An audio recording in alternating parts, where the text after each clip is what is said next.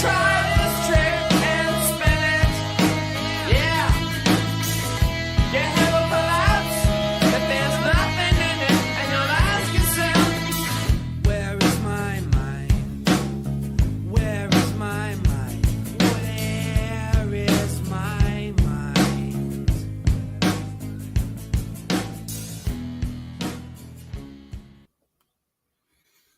What's up, dude?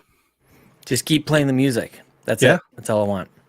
Over and over and over again. I need to be like really judicious with my mute button right now on my microphone, or just keep talking with absolutely no spaces in between words, so that like whatever is happening upstairs, there's an absolute meltdown going on with my 3-year-old. She is not happy. And I don't know about you, Donnie. I am kind of in like this mode where I just kind of want to start a bonfire in the front of my house and just start throwing shit into it. Like just get rid of everything. You're in rare form tonight. Well, I'm a little embarrassed, to be honest with you. It's just a little, because like if I actually stop talking and if I'm not speaking over top of it, you will hear, and it is like level 9, level 10. Just nothing to be embarrassed. Anybody with kids knows what that's like. Oh my god, it's embarrassing. It's just kids, man. I appreciate it. That definitely is exactly what I need to hear right now. Yeah. But you just want to like anything else in a situation, you just want to fix it. And there's no, that's the thing. You just want to like flip some sort of switch and have everything like be fixed. And this is one of those things that like, no, she will probably just tire herself out eventually. And the worst thing is that it's over ice cream. She kind of realized that ice cream was melting and she doesn't want it to melt. So it's like, well, just eat it then. She's like, I don't know how to, like, she's just kind of, she's in an hard. endless. Growing up's hard. Growing up is hard, you know? Yeah. Yeah. I feel like I could like just stop for a second. You can hear it. It's definitely there. And this microphone picks up a lot, you know? It's oh man, she's banging and everything. Like I heard that. It sounded like it's on my end. It just sounds like little mic thumps. Yeah, it's like you just touched your microphone. Mm-hmm. Yeah, it's the whole like maybe the floor or the ceiling above me, the floor below them will just come crashing down. Cave in. Yeah, one of those days. It's just a thing. But we went skiing today, so I think she's just a little tired. You know, she's just a little. We got home and Chelsea wanted to go with Lincoln and all of them to go to Dairy Queen, grab some ice cream, grab some food. Little delay, so I apologize for that. And she wanted to stay in the car. And just as I was about to send them off, I opened the door back up to her, and I'm like, okay, like have fun at Dairy Queen. And she looked like she had just stopped crying, and I was like, oh, like, are you okay? She's like, yes. But she's kind of like holding back the tears. Were you crying? She's like, no, I'm not crying. You're crying. And she just seemed to be on kind of her last. She's running on fumes. You know, which apparently explodes in the end. Those last couple of fumes. I think maybe she's 2 floors up now. Maybe she's going to bed. We might be in the clear. Nice. I can still hear it though. So it's an impressive scream. You went outside in Canada where it's cold. Yep. You went skiing. You went frolicking and playing in the coldest of cold stuff. Yep. And then to celebrate this amazing day, you went to Dairy Queen. Yep. And got ice cream. Hot eat and cool treats. Both. Well, to be fair, and I would be saying this exact same thing to me. It was a hot day. It was above freezing. It was slushy snow. It was hot. It was warm out there, you know. It was sweaty. Brisk 33. Exactly. 32 and a half. It was balmy. Like a sauna. Seriously, like we really had to like hydrate today. It's a little worrisome. I know that feeling when I happened to be in Minneapolis for the Super Bowl. The first few days we were there, at one point it was negative 30 degrees Fahrenheit with like a wind chill of like negative 42. Like it was dangerous to go outside. And then on the last day that we were leaving, it was like 22 degrees and every like it felt warm. Like everybody's like, oh yeah, it's so warm outside. It's all relative. That's just it. Like you kind of get used to it for a little bit, and then I don't know, but then you forget. We get a big swing though. Like it'll be plus 30. But this is the thing I make fun of Ryan Turford on the Xbox Drive. I say, hey Ryan, how you doing? And he's like, well, it's 20 degrees. I'm like, I didn't ask for a weather update. You got your ice, okay? You got your ginger beer. Dude, the bottle for the ginger beer is like straight out of like 1973. Some hipster brand. Yeah. So how you been, man? But cheers to you, cheers. I'm hydrating. I was out, we got Captain 1 degree Logan Celsius. In the chat. I don't imagine many people will make it to check us out live tonight as we are recording during the Super Bowl. Yeah, tough pull, right? Yeah. And I think actually as we speak, it's the halftime show is happening right now. Is it? I think Eminem is I don't even know. I feel like I'd heard. I don't know. And Sean, I don't care. Don't care. I hate the Bengals. I hate the Bengals. Wow. I don't like Joe Burrow, and I don't care. Yeah, that's okay. They shouldn't be a franchise. The Bengals shouldn't be a franchise. Yeah. 2, if the world insists on Cincinnati being a thing, then Kentucky can have them. Oh wow. Okay? We can just let Kentucky take them and just annex that part of that side of the river and just take all of it. Just like all of Kentucky takes like they just take Cincinnati. Just take it. We didn't want it to begin with. I feel like I'm trying to remember geography here. I don't feel like they're close. Like, this?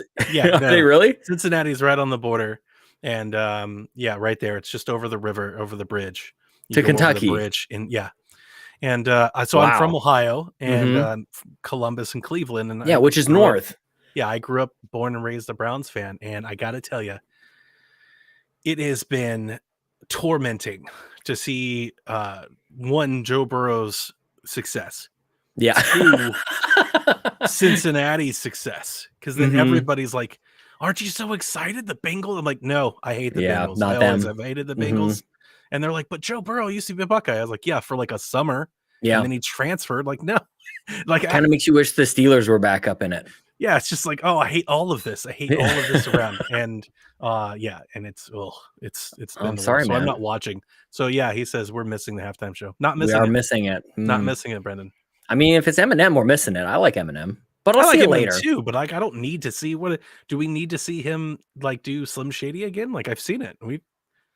No. And I don't think that they've actually had a good halftime. Like they've been walking on eggshells since Janet Jackson and Justin Timberlake. I was at the Lady Gaga halftime show and it was amazing.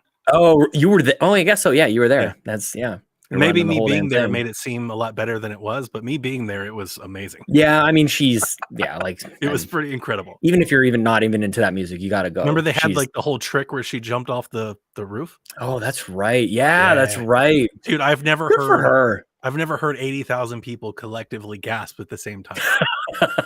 Like everybody was like, oh, and everybody jumped and looked immediately up. It was crazy. Oh, that'd be good. I mean, yeah. Well, what does it take? A couple decades after Janet Jackson, and everything can maybe. Well, Prince wasn't Prince after? Was that after that? Why did I watch some white guy talk? And dude, Prince's show was incredible. Prince's show was really good. Yeah, that silhouette just absolutely epic.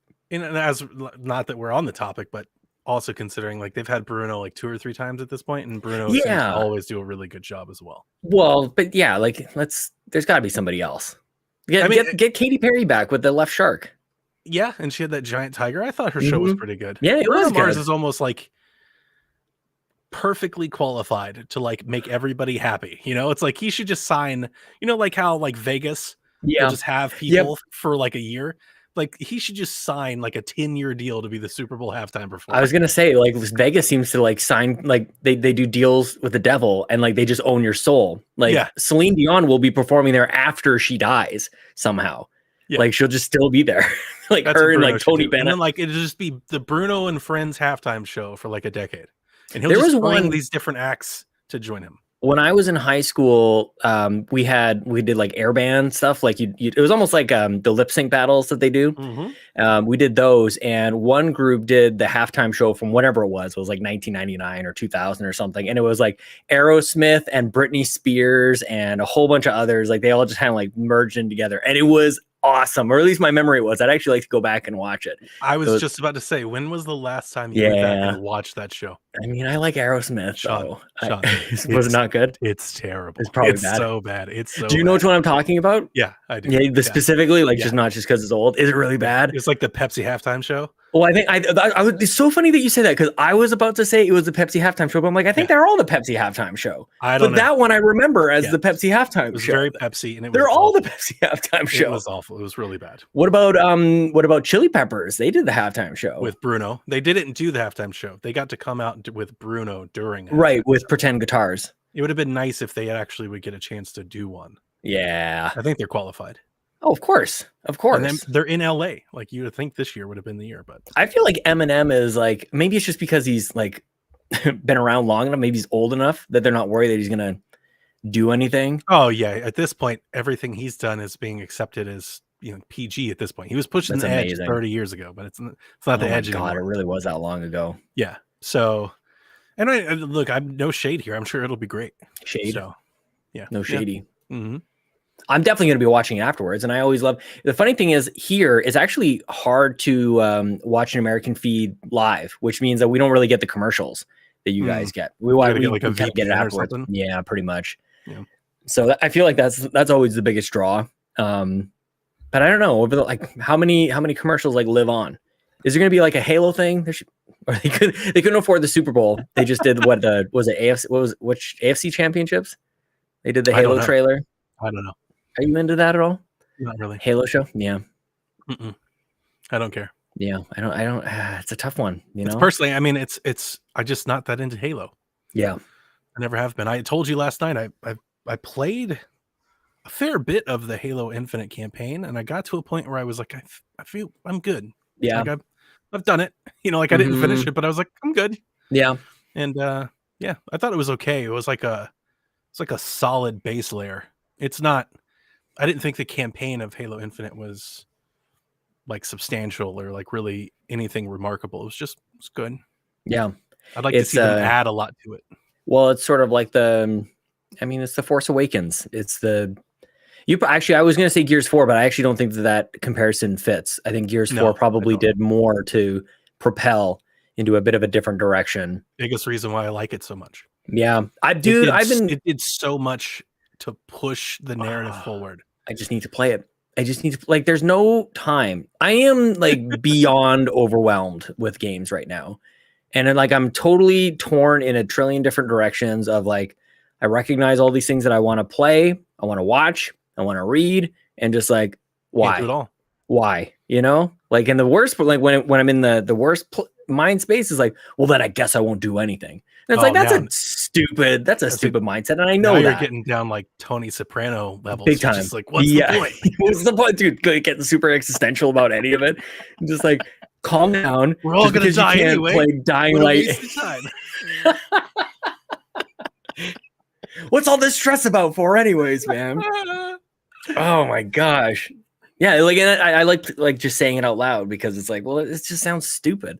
Yeah. Why am I even thinking that way? But February is a thing. There's tons of games coming out right now, and I'm just oh, you're having fun with that. It sounds like you're having a ton of fun with Dying Light. Having a blast. Having an absolute blast. I got 2 or 3 more hours in today. I'm 25 plus hours in since launch day, and yeah.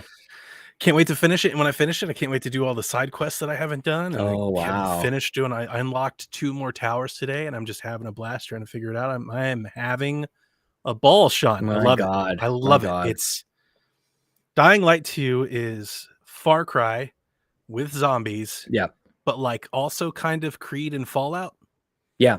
Mirror's Edge, maybe a little bit. It's so much better though. The parkour, and that's funny because that was its thing. Mirror's Edge was it. That is the fun part. The moment-to-moment gameplay is what sets it apart. But it's Mirror's Edge was all you can go this way and you can try to perform this jump, and if you do it, you can proceed. Right. Dying Light is you can go anywhere, and we've got a million of those jumps for you to figure out, scattered all across the city. And it's thrilling for me when you're running these rooftops and you dive across an alleyway and you make this this leap of faith that you think you can make, but you're not sure. And then you grasp the edge and then you run through the building and you jump out a window onto a light post and you use that to hop to a hook, and then you grapple hook and get to the other ceiling and then jump off, and then you get your paraglider out and glide down to your target. I mean, it's, for me anyway, so much fun. I know maybe other people don't think so, but I'm having a ball, having time. I think it's amazing that you just. Why do you think gameplay is so important, Donnie? I think that's really what it is. Like you're describing literally like moment to moment gameplay, and that it's great. And it's like, well, where's that in any of the commentary? Thrilling is the right word. It's like captivating. It's like it really holds my attention in a way that I think a lot of other games don't. And it's for completely different reasons than like a narrative game or a story game. Right. Like this game has a story. I don't think it's bad. I don't think it's particularly like stand out at all. I don't think there are like these moments that are making me reflect on anything. Like it's just a story to move the things forward. Yeah. But it's not awful either. I'm not like, oh God, I hate watching this. It's I'm just kind of watching it. Yeah. And it's like comfort food. And I'm vegging out on it. But it's just the gameplay. And then when you have this gameplay and it mixes in with like the zombies, so you've got the scary element, and then you mix in with like the nighttime difference from the daytime, and nighttime you get chased. You've got these chases and they can get really tense. And then you have like these boss fights and these like really thrilling like cutscene action sequences. Like there's a particular one, I don't want to spoil it for anybody. There's a particular one where you're being chased that is exhilarating because you were like it's like that Nemesis, like the first time, like Resident Evil Nemesis, because you're funny. Like, oh my God, they're about to get me, but you're just on the edge. Yeah. It's good. It's funny that you say Resident Evil. That is exactly like what was kind of like popping up in my brain as you were describing this. And it's like, if a game like Dying Light comes out earlier, or I don't know, like at what point does it start to get become part of the zeitgeist, I guess is what I'm getting at. Like, how does it, I think that's like super interesting just in and of itself. Like, how do some games just like click and they latch on, and like some just don't, like they just don't. And I think you could argue that some are really quality games and a lot of people play them. I think this is a good example of that like everybody seems to be playing this, but like, I don't know, like it's just interesting, like what finally like clicks in, and is it really a matter of, does it click in with one of or a few of like the 20 or so major like voices in video games for it to like count like that? I do or is it just sales? I think with our social circles, it doesn't seem to be having much mind share to the point where it's being talked about and discussed and shared. But it's interesting because like outside of kind of like, I don't know, like that game critique, like, little niche market, it's extremely big on Twitch. It's being streamed everywhere. Like there are commercials everywhere. It's big on YouTube. I was because I keep finding like these secrets. So I'm on YouTube. I'm like, how do I do such and such? I find a video that's like 870,000 views in 4 days. Number one, already it's been created, and number two, it's been viewed that much. That's insane. Because it's like this game just came out.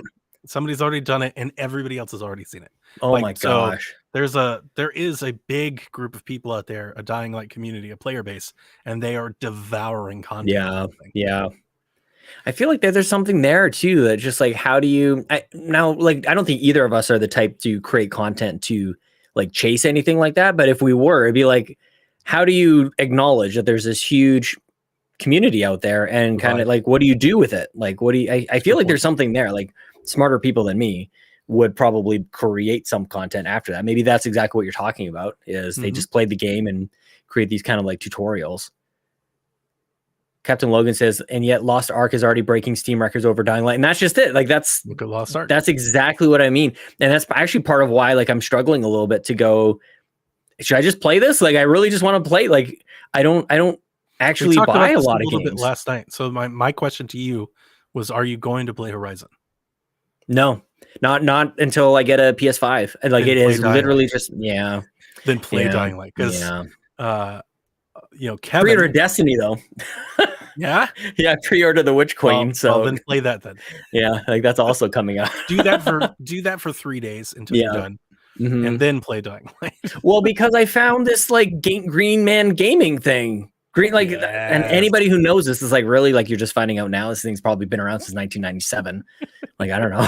I just found it out. And it's like, I bought it. I pre-ordered this thing and I'm like, did I just do something illegal? Like, was this just off the back of some like digital NFT truck or something? Like, what the heck? My credit card now? Yeah. Like, honestly, like, well, and that is funny because at first it said like I can create an account by linking it to something. It gave me a couple options, and I pressed one. I'm like, hang on a second, like that's I really did get like this. Wait, fine print. Totally. So I'm like, I'll just create something new. I don't want you having access to my Twitch or whatever the hell it was asking for. I can't remember, but yeah, like that's Destiny. I'll probably, and it really was a dollars and cents thing. Destiny was like it was $50 instead of 80 for Dying Light. And I do see it going down a little bit, but I don't know, just I want to speak to it at the very least. Like I feel like you and I, we often do this where like we kind of find these games that like nobody else is really talking about. We like it. I mean, Wii Sports is coming out again. So apparently it's just going to be us, which is Wii Sports bonkers. 4, just me and you. Let's do it, man. I was just listening to the Quest for Pixels guys. They're all over it as well. Yes. Yeah. Finally, like, some people will make some good sense. You're surrounded by people who are just going to say whatever opposite you like. That's just it.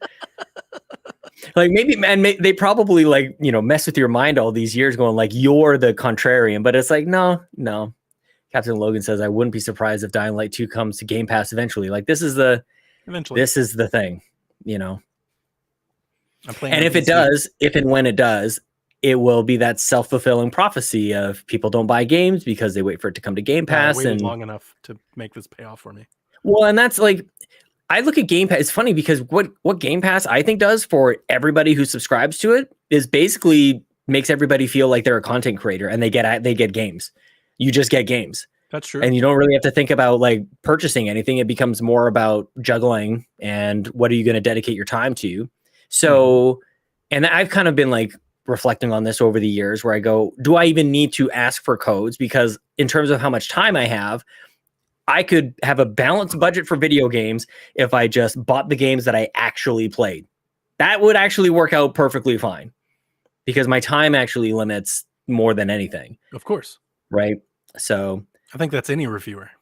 I think so too. Yeah. So then you just, do you? I technically could be playing Horizon, but I'm not. Yeah. Because I'm having a blast with Dying Light.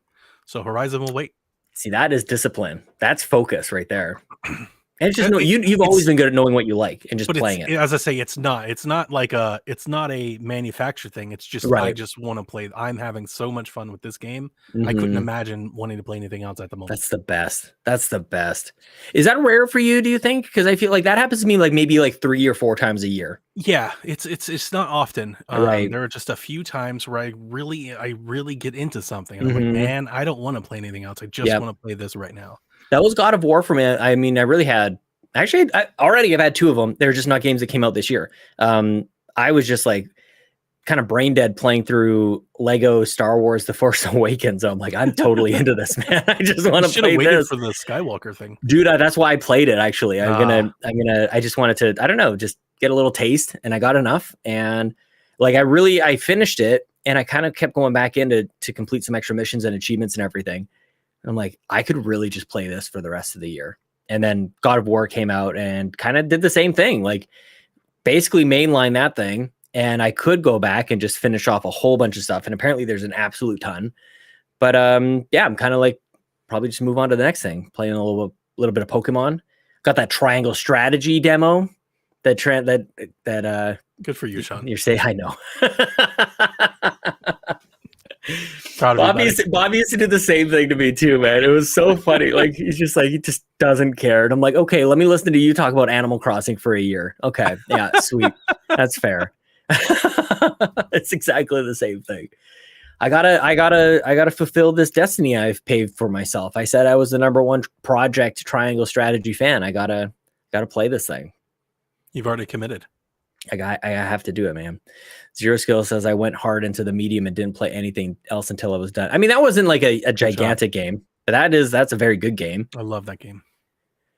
Oh my god, dude! I've ruined not even ruined. I've definitely adjusted my algorithm on YouTube, and I'm getting all these like really great animations that are like horror based. It's like these creepy settings, like somebody's knocking at the door and you look out and it's just a bunch of jump scare stuff. Surprise. Yeah. There's just a bunch of like weird face jump scares and you're like, why am I watching this? And I'm actually liking it. And I immediately thought of you as I was watching. I'm like, I get it now. I get it. Like, I'll have to send you a couple TikToks then. Do it. Yeah. Totally. I was going to send you some, and it was late at night. I'm like, oh, it might be kind of weird, but nah. I don't know. I started to understand this. Oh, like that's why you seek horror. Like you shouldn't, because it's terrifying. It's that thrilling. It is. There's and also I kind of wanted to see that. like what they'd come up with next. I was kind of intrigued with like the art of it. And what is the next game you want to buy? Oh man. Well, I just got Destiny. So that probably counts. Everything's coming out like right away though. Dying Light is right there, man. Like I feel like as soon as I just sit down at my Xbox and I'll just pick it up. And I was this is the game that pushed me to PC, Sean. I know. I feel like we could talk about this for 2 hours. You got to start. You're going to start a PC podcast. PC podcast. What PCVG. PCVG. Yeah, PC. Oh, that's bad. Personal computer video games. That's good. That is really good. Not bad off the top of your head. People would be so confused, like jumping into the PSVG podcast network. It's like, okay, so you got your PSVG, like Prime, you got it, nailed it. I wonder how many times we can pull that off. Yeah. PCVG. We need to do PNVG. That's right. Yeah. Honestly, you should do it.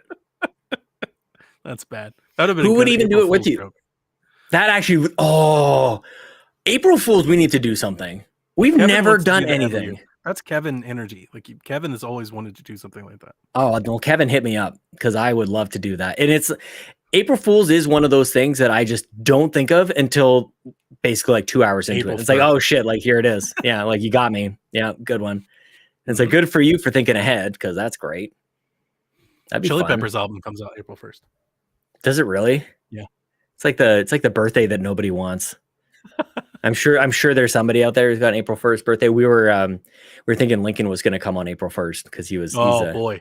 Yeah, he was. I mean, it wasn't like close, but it was like April date, and then you go like. I mean, anything I guess can it's happen. better than just like another throwaway date. I'd probably take April Fools over a leap year.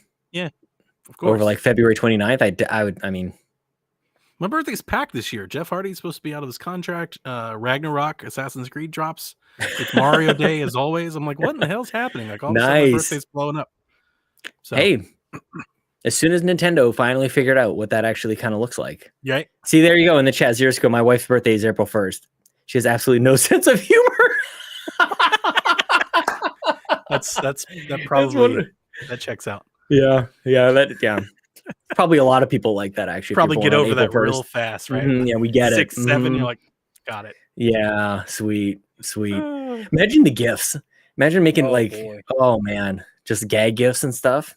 Mm-hmm. I wouldn't even be able to restrain myself. I would just keep doing it. Like I know this probably bugs you, but I'm having a laugh at it, so that's probably fine.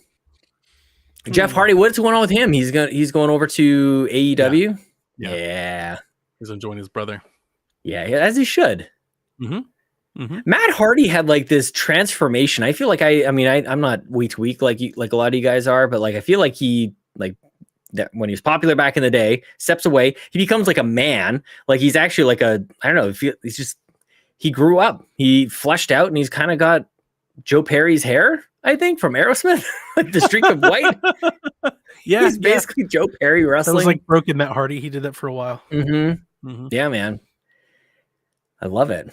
His AEW run's been kind of lackluster, but it'll be exciting when his brother gets there. Let's see what it just seems so much more entertaining. Outside looking in, it's just like I don't even know if entertaining is the word, just interesting. That at least there's something that seems like there's. Is it almost like Attitude Era, like a little like we don't give a shit, like not quite, like not obviously quite. Different characters, but like it's just more like it's indie wrestling. They just seem to try a little harder. I mean, it's just more for wrestling fans, whereas just grittier. WWE is at this point, it's really like it is almost geared to like placate like a YouTube type of audience. They have like a lot of gimmicks and a lot of looks and things like that. They do a lot of shorts.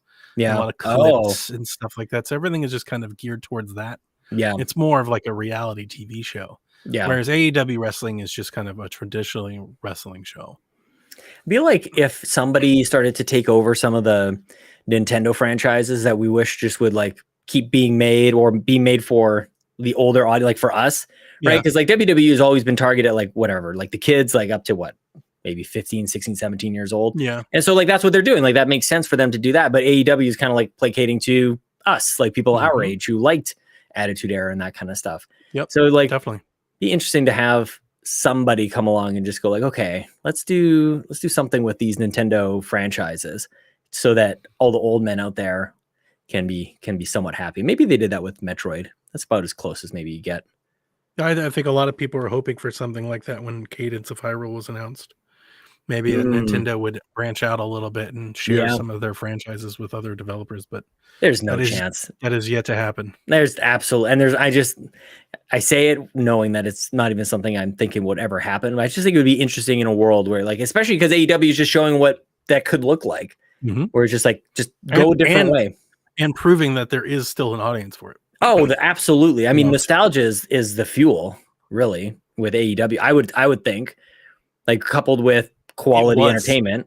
Yeah, it was when they first started, but for like the diehard wrestling fan, it's not really nostalgia. It's really just a non WWE way of booking. Yeah, that's really what it is.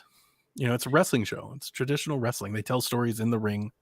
You know, they have feuds and conflicts and booking that actually makes sense. Is that going away from WWE? That hasn't been like WWE's way in 8 years. Oh, really? Yeah, they have like a whole bunch of like 50-50 booking. That's what I'm saying. Like really short feuds. Like they just kind of throw stuff together. Yeah. Not a lot of stuff is planned out. It's just no not consequence. The wrestling. It's not the wrestling you grew up with. And it's crazy because WWE has lost a lot of viewership, but like everybody has in, you know, the last 20 years. Have they? Yeah. Yeah. It's still amazing. I guess, baseball, like football, like exactly. Yeah. It's still amazing how many people still watch WWE compared to everything else. There's still like a top 6, top 8 like nightly television show every time they release. So you know, like they both have an audience. That's interesting. Yeah, there's just more to do now. More to do, more to watch, more like streaming calling for attention, counting, and how they even count stuff and on demand. Like it's a big, you know. I mean, there definitely is that. Even in like music, I think it's interesting. Like are you counting streams, like the number of plays that it gets? Which, in some ways, it's like more trackable than ever.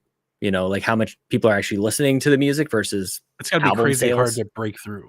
Oh my God, I can't imagine. I absolutely can't imagine. But I mean, I don't know. Maybe somebody out there knows better than me. But back when we were like a bit more ignorant or naive to the business, and this is probably across all entertainment mediums, video games, movies, you could almost like manufacture success. Oh, like, big through time. Marketing and awareness, like you could just make something happen. You can get it. And like you were talking about earlier, like how does a game like latch on to that? Right. Like, you could almost make it happen if you spend enough money. That is the answer. Marketing. And now there's just so much fighting for attention across so many things. Yeah. That it's just got to be like just infinitely hard to like break through that glass ceiling. Like more so today than probably ever was before. That's the kind of like throw my hands up and just want to give up on everything. It's like, why even try to make anything, man? I don't know. It seems really hard. Just one step at a time, though, I guess, is really it. Steep. Yeah. I want to ask you, I was listening to a podcast and it kind of was like revisiting this Game Pass thing is going to destroy everything. I'm sorry, what was that? Exactly. Game Pass is going to destroy the video game industry. Okay. This notion that like, you know, it's going to be a race to the bottom and is that the comedian that was trending? I don't know who that would be. There was a comedian that was going off about. Maybe no, but maybe it might. I wasn't speaking specifically to that, but I think maybe this conversation I was listening to might have been inspired by that. But yeah, like I think it is. I think it's interesting, but I wish that, as with everything, there was just somebody going like on the other side of it. Like I feel like there's this notion, without trying to be too much of an expot about it. It's like recurring revenue gives you a bunch of space to play with and take risks, which I think it counters the argument that all of this acquisition and mergers and everything is going to just destroy creativity. And I feel like I'm not quite convinced, but I think it was probably the most interesting and fresh take on that I'd heard in a long time, was that both those things kind of combined, Game Pass plus all these companies buying up each other. Like maybe like is this what we want? I don't know. I don't know if you have any like updated thoughts on any of this, or if you're just kind of like, do what you're doing, man. Like keep up with the Game Pass, keep up with the acquisitions. That seems right.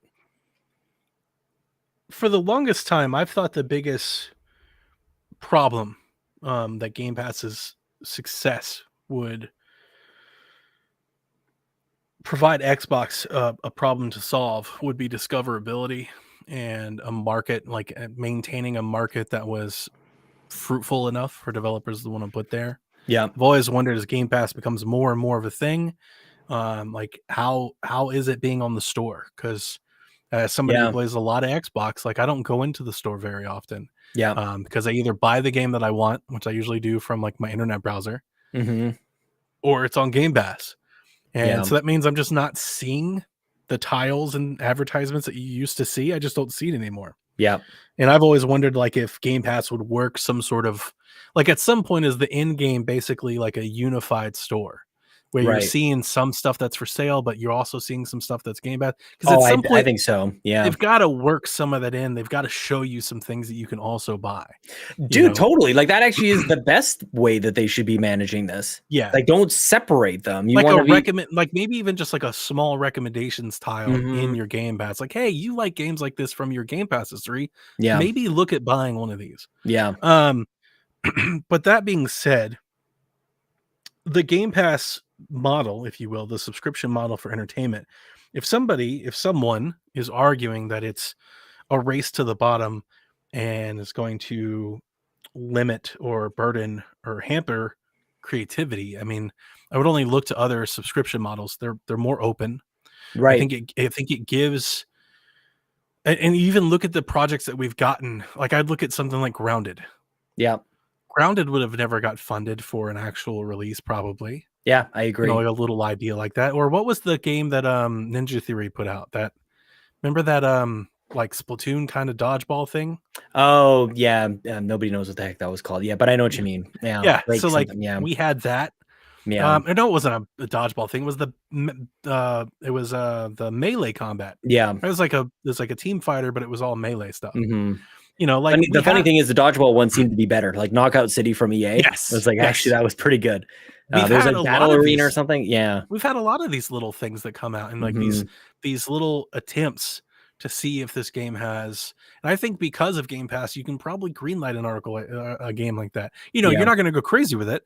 You're not going to be like, here's $200 million, knock yourself out. But if there's an idea that like everybody, like just, you're probably not thinking will actually hit it big, but like, can you get an, like, let's try it. I imagine that's kind of the thing behind the scenes. They're like, let's try it. Let's do a small version of this and let's see if it takes off. If it does, if it's the next Minecraft, like, let's throw money in it. Like, and look at Grounded. Like, Grounded is kind of taken off. Yeah. They're going to release an actual, like, real Grounded version. Like, there will be a Grounded 1.0, you know, like a launch. Well, I feel like the funny thing is that it sort of all led up to this Activision Blizzard purchase. And I think that actually lays the groundwork better for the variety and creativity. You have like Compulsion Games, which I don't think that they've got a great track record, but I'm very curious to see what kind of weirdness they kind of come up with next. An action adventure game. I'm excited. They definitely have artists like artistic chops. Yes. And let's see if they can pair an actual game to go with it. Yeah. Again, powered by acquisitions. Like I just think that there's maybe a few feathers in the cap. Bleeding Edge. Thank you. Yes. Wasn't something Ninja Theory. What did he say? Wasn't something Ninja Theory. It wasn't something that they wanted to desire to do internally. It was a game that had been shopped around to different studios before Ninja Theory took the bag of cash. Yeah. I mean, who took the bag of cash? Yeah. They just made it. They got paid to make it. Yeah, but like, whose idea was it then? Yeah, Microsoft was pushing that. I don't think so. Yeah, no. If I remember correctly, I think that was one of the things Microsoft was like, "Oh, you've got this other idea. That's cool. Like, let's maybe it was like wrap it up kind of thing. Yeah, like finish it. Even the way that it was kind of deployed, it seemed like that was even looked like something like Minecraft Dungeons. Obviously, they're trying to spin off Minecraft into other products. I think Game Pass provides some wiggle room for that. Now, that being said, when it comes to the consolidation part of it, which is like what that comedian was talking about, Microsoft can just afford to buy everybody, and obviously coming off the Activision Blizzard thing. I said this just recently on the podcast. I've been saying in our Discord for a while. I've been a little I push back a little bit on this adverseness to consolidation. Yeah. I don't know where all of a sudden consolidation became just completely attributed as a negative thing. Consolidation doesn't have to be negative. It can be a positive. Yeah. I don't feel like that's being talked about nearly enough, especially by our, our popular talking heads kind of in agree. space. They almost always say it's always bad. It undoubtedly will always end terribly. That's not necessarily the case. So that consolidation can be a positive, but also the video game business has been completely consolidated at different periods of time. Way more than we are now. Like not even close. Yeah. Like it's just one of those things you think back of, like when the Dreamcast came out, like where was everybody talking about consolidation then? Yeah. Because it was a way more heavily consolidated market than it is now.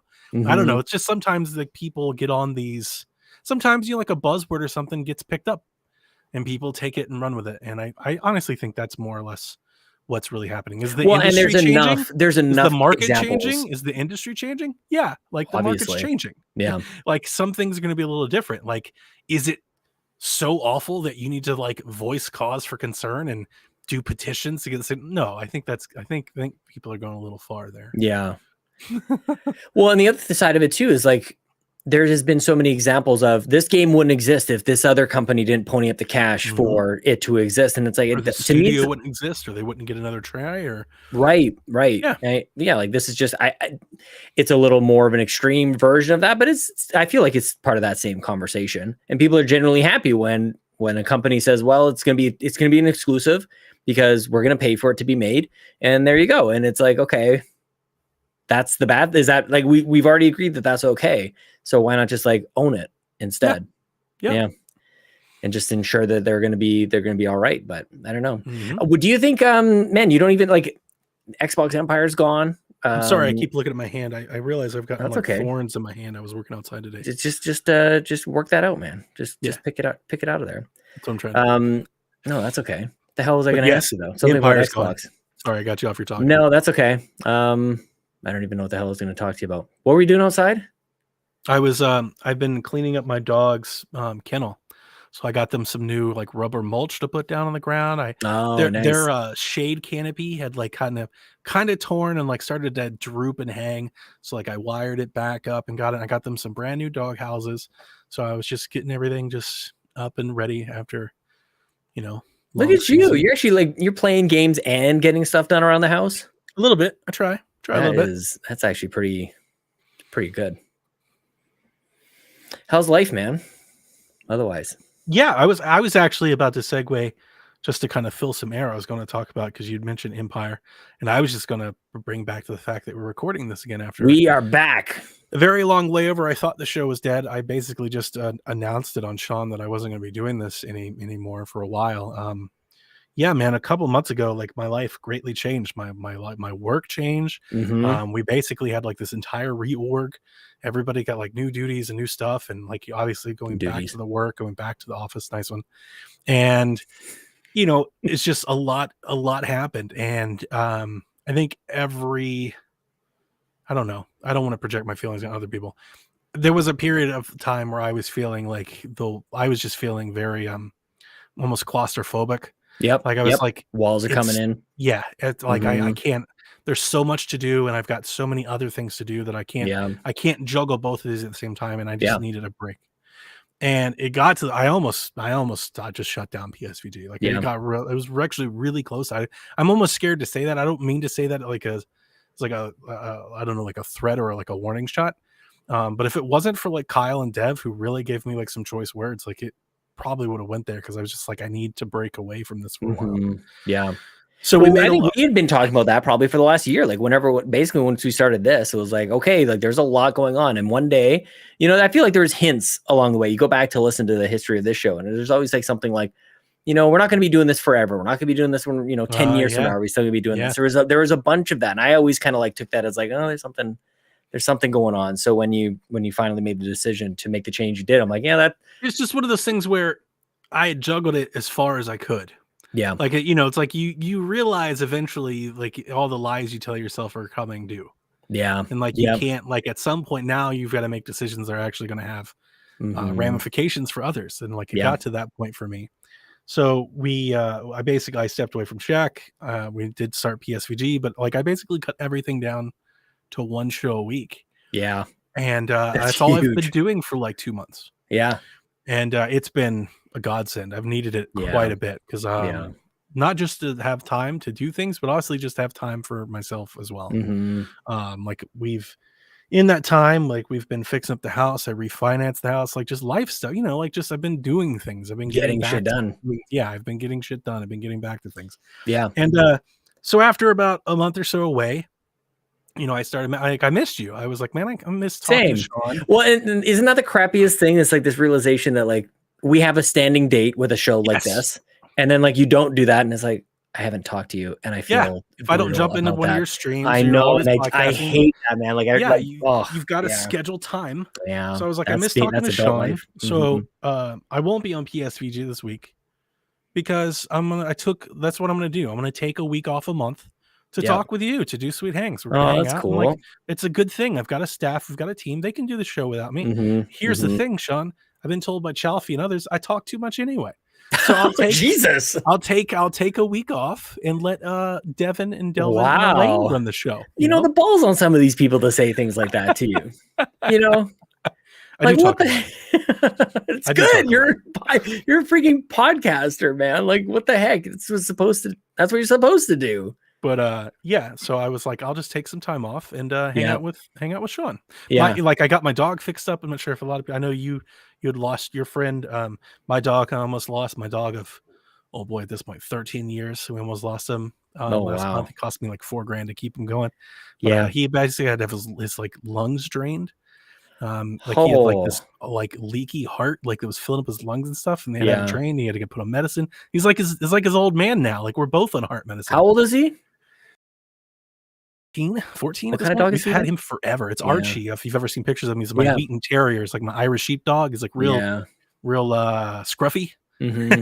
And so like we kept him around for a little bit long. So I just had stuff, and like the process for the jobs, I don't want to go too far on this, but the process for the jobs was a big deal because essentially my agency closed down and then I got rehired by the county. So I'm essentially working for the same place, but I had to reapply for my job. I had to re-interview for my job. Like everything. Was there a chance you wouldn't have gotten it? Like, was it a formality that you went through? Not for me, but for some people, not for me. I'm golden. Yeah, you're pretty good. But you still had to jump through all the hoops. I had to go to orientation. I worked there since 2008. I had to go to orientation. It's amazing.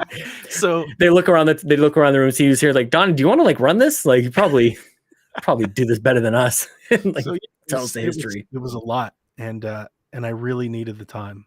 Well, now the reason I wanted to ask you about it was actually like now you've kind of had the benefit of time separated from the decision, right? And then maybe this was you delaying the decision ultimately until you finally ended up making it, which like you've made a somewhat permanent decision, like a pretty significant one, shut down the Patreon and all the changes of the shows that you're doing and all these other things, right? And it's this, I kind of consider this type of thing anytime I'm about to make like a big decision is like, am I being persuaded by my like emotions on this? Am I about to make like a big, long lasting, and even to your point earlier, like it's going to impact a lot of people?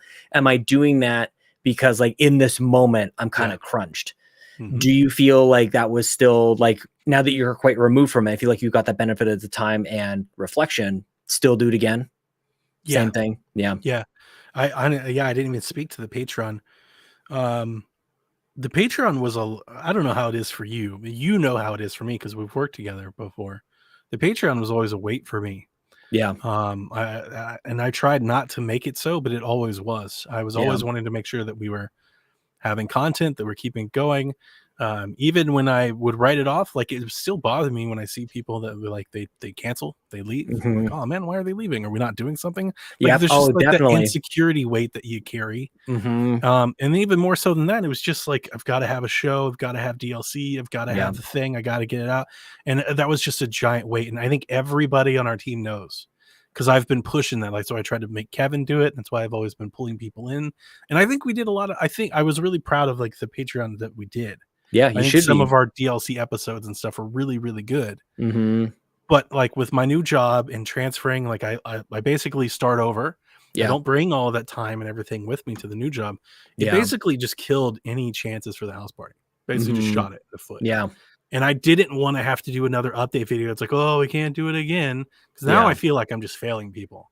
I'm lying to people. And that's the kind of weight that I can't have. So for me, I was like, well, then let's just turn it off. Right. And like, I think Dev was like, what?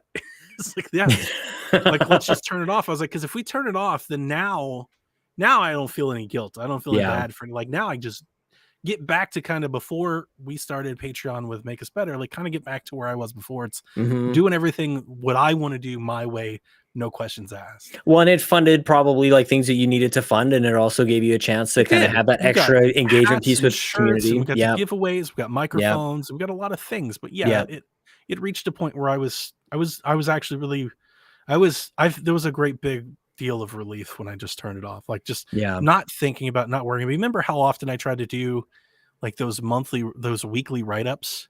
Yeah. You know, like it's just time. You know, it's not hard or anything. I wasn't going like above and beyond or doing an amazing thing, but it's just a lot of time. That's the one thing and I had a moment at work on Friday actually, and of course it bleeds into everything else where I'm like, if I had all the time in the world, man, I would just be so happy. And of course, it's not realistic, like at all. And just what I'm particularly bad at, because I'm so incorrigible, as we were talking about all the games that I'm going to be buying, is like, I just, if I can write it on a piece of paper, in my mind, that equates to that can happen. And that makes no sense at all, you know? And especially because like paper's digital now too. I don't even run out of space on a Google Doc anymore. I can just keep going. I can keep planning and putting things down and like things I want to get to. I know that you feel it because I mean, you're doing the thing that like PSVG used to do. You had a show every day. Oh yeah. You got the Pants Patreon. Like I know you feel it. Like you feel that like even if it's not hard, like, and that's the thing. It wasn't hard. It wasn't like, oh my God, I'm so stressed. I got to do this. That wasn't it. It was just like you get on this like hamster wheel of this is what I'm doing. Week in, week out, week in, week out. Like this is what I'm doing. It's like I can't keep doing that. Well, and it's the things that you are not getting to, because I think like once you get on that hamster wheel and like it's so routine, it's actually easy. Like that's the scariest thing about it. Like that's the whole like, you know, when you're doing a ton of shows every week and it's like, well, this is just what I do. And then but if you ever take stock into the things that you're not doing, that can maybe like freak you out a little bit. That can really like bring things into perspective a little. But yeah, like that's why like the drives I do now like are still at lunchtime. And even when I started doing the Xbox drive, like even Dave and I'm like, the only way I can do this show back then, which I was doing far less even back then. I'm like, the only way I'm doing the show is when I drive to work. That's the only way this thing works. And it's the same now. Ryan and I and Kate and I, we just do it at lunchtime. Nice. But like dedicating evenings, it's like there would be no way. There'd be absolutely not a chance. And you know, I think about Jason Lacey actually every once in a while with this kind of stuff where I go, if I stopped, like if I removed a lot of video game time in the evenings, which I dedicate so that I have content in the shows and everything. But if I spent like 1 or 2 evenings or maybe even more a week to like advancing career stuff, like how far along would I be? And does that matter? And for a long time, my position on that has been like, I am not doing that. Like I don't want more of my free time taken up by work time. And as time goes on, I come a little bit more balanced on that. Like maybe there is a benefit to dedicating some like training or something. Change. Like with time, everything changes. Of course. You're in a different place than you were a year ago. But I'm also I'm not, and this is I don't know if I'm going to make a decision. Like, and I'm not even suggesting like any changes to content. Like I don't want to like anybody to think that's not on my mind. We have a couple of things that we're working on behind the scenes that are not removing content. It's actually far from it, but it's the whole, like, how do you choose to spend your time? And even for me, it's always been health. Bobby and I used to talk about this all the time. I used to say to him, like, oh, look at all the time you're spending in front of the microphone, in front of a screen. And if you spent even half that amount of time going for walks, it's like, think of how much better off you could be health-wise. And I watch it happen for myself as well. I'm just packing on pounds, man. Just like, so like, what am I doing? And for me, I'm trying to be kind to myself a little bit because it is 30 below for the most part. Like it is freezing out here. And when it's not freezing, it's 2 degrees above freezing and everything's melting and turning into ice. So it's like, it is a death trap out there. Like it's actually terrible. So I'm just trying to balance that side of it too. But I'm counting hours in the days where I'm like, I could be spending this time, either reading a comic, watching a movie, which I want to do more of, playing a game, or I actually can work out. You know, I got to tell you, since I've toned back the podcasting, my movie watching has went way up. Oh, totally, dude. My like just inclination, like when I sit on a couch and go like, what do I want to do? Honestly, my mind's thinking movies first right now. I watched Black Hawk Down the other night. We got the popcorn maker like right when COVID started, but since then I got I had started like getting the baked pretzels, which I never know you could get, so I can bake the pretzels at home. And it's almost becoming routine now. Like Friday nights, I'm in the chair with my wife. We're watching a movie, something new. That's the best. Yeah. Giant salt. I'm eager to go back to the movie theater whenever things kind of open back up here a little bit. Me too. Yeah. I want to see the Batman and all the other movies that are coming. Like, well, you got to book a whole day off because that's like the longest movie that they ever made. God, give it to me, man. Give me a long ass Batman movie. Yeah, let me have an intermission. Yeah, good stuff. Exactly. Give me some trailers in between. Like, take a pause. Give me some more movie trailers. I think that would be great. I saw a couple movies just over. It's so funny because it's like 2, but it was like basically a week apart. I saw Matrix and Spidey, like almost like 6 days apart. I haven't seen Spider-Man yet, but I liked the Matrix. I thought the new one was good. Yeah. No, it wasn't for me. I mean, I'm like I'll take like part of it. Like I definitely, I'm not like it wasn't complete. I thought it was very clever. The way that I thought it was clever. Yeah, I was like, this is pretty clever. Like, I couldn't imagine how they were going to pull it off, and then the way that they did, I was like, that makes sense. Yeah, like I just kind of wanted to believe. I wanted to buy in, so I bought in. And then once you bought in, it's like it's better than the second one. That's a low bar, but it was still it's very better low bar. It's better than the second one. Yeah, there's definitely no doubt there. I just don't like the real world. Like, I just don't think that's very interesting at all. It's kind of like I do like the what where they go to. It's just like it doesn't. Yeah, I like that too. I kind of just wish that I don't know. Like, the machines just have such an upper hand on them, man. Like, these guys, like, how are you surviving at all? Like, how do you have anything going on? There are machines, and you're drinking out of, like, I don't know, clay cups. Eating applesauce and stuff. Seriously. Like, look, we just learned how to make plants again. Oh my God. How have they not been wiped out on that front of it? That's the science fiction of it all, Sean. I guess. And it really, like, I say that jokingly, obviously, because of, is that my major issue with it? Like, everything else is fine, but like, that's the unbelievable part of it that I'm taking umbrage with. I was watching Sopranos, and my wife has just now started to watch it with me, and she's just like, she's the worst therapist. I'm like, that is not the point of the show at all.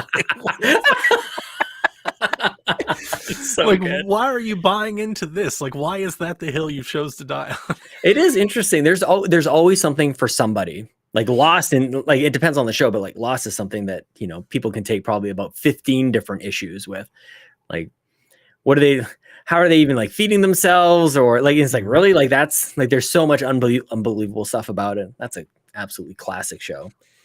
I'm glad you're watching more movies. Is it all horror or just like whatever? No, actually, I haven't watched much horror at all. Yeah, I've got a few that are on the back burner. There's a bunch of new releases that I want to watch this year. Very excited to watch. Did you see the new one today about the Skinwalker Ranch stuff, the new Jordan Peele movie? Oh no, I saw a bunch of people. Was it Nope? What's it called? Nope. Yeah. You gotta watch the trailer. It looks great. What does it stand for? Something about planet Earth. I don't even know. It's like, I think it's an acronym. Something. Watch the trailer. Look great. It's so funny because I saw it so often, and I actually didn't realize it was a movie trailer. I just saw like the horse, the frames of the horse, or whatever, at the start. I'm like, I thought that was somebody's like content that they were making. Like, it was just so I don't know. And then finally I realized what the heck was going on. I've been watching a bunch of gangster flicks, a bunch of Tarantino films.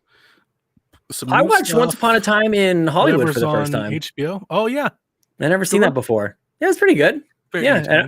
I'm a big Tarantino fan, and I kind of said maybe I have to watch it again because I think I've watched all of them multiple times and liked them more. Like Django, I liked way more after a couple of watches, and this one is just like, it just felt good. It kind of had a very similar ending in terms of just satisfying violence. Like, do that to them. Yeah, that's good. Tarantino, calling card. Mm-hmm.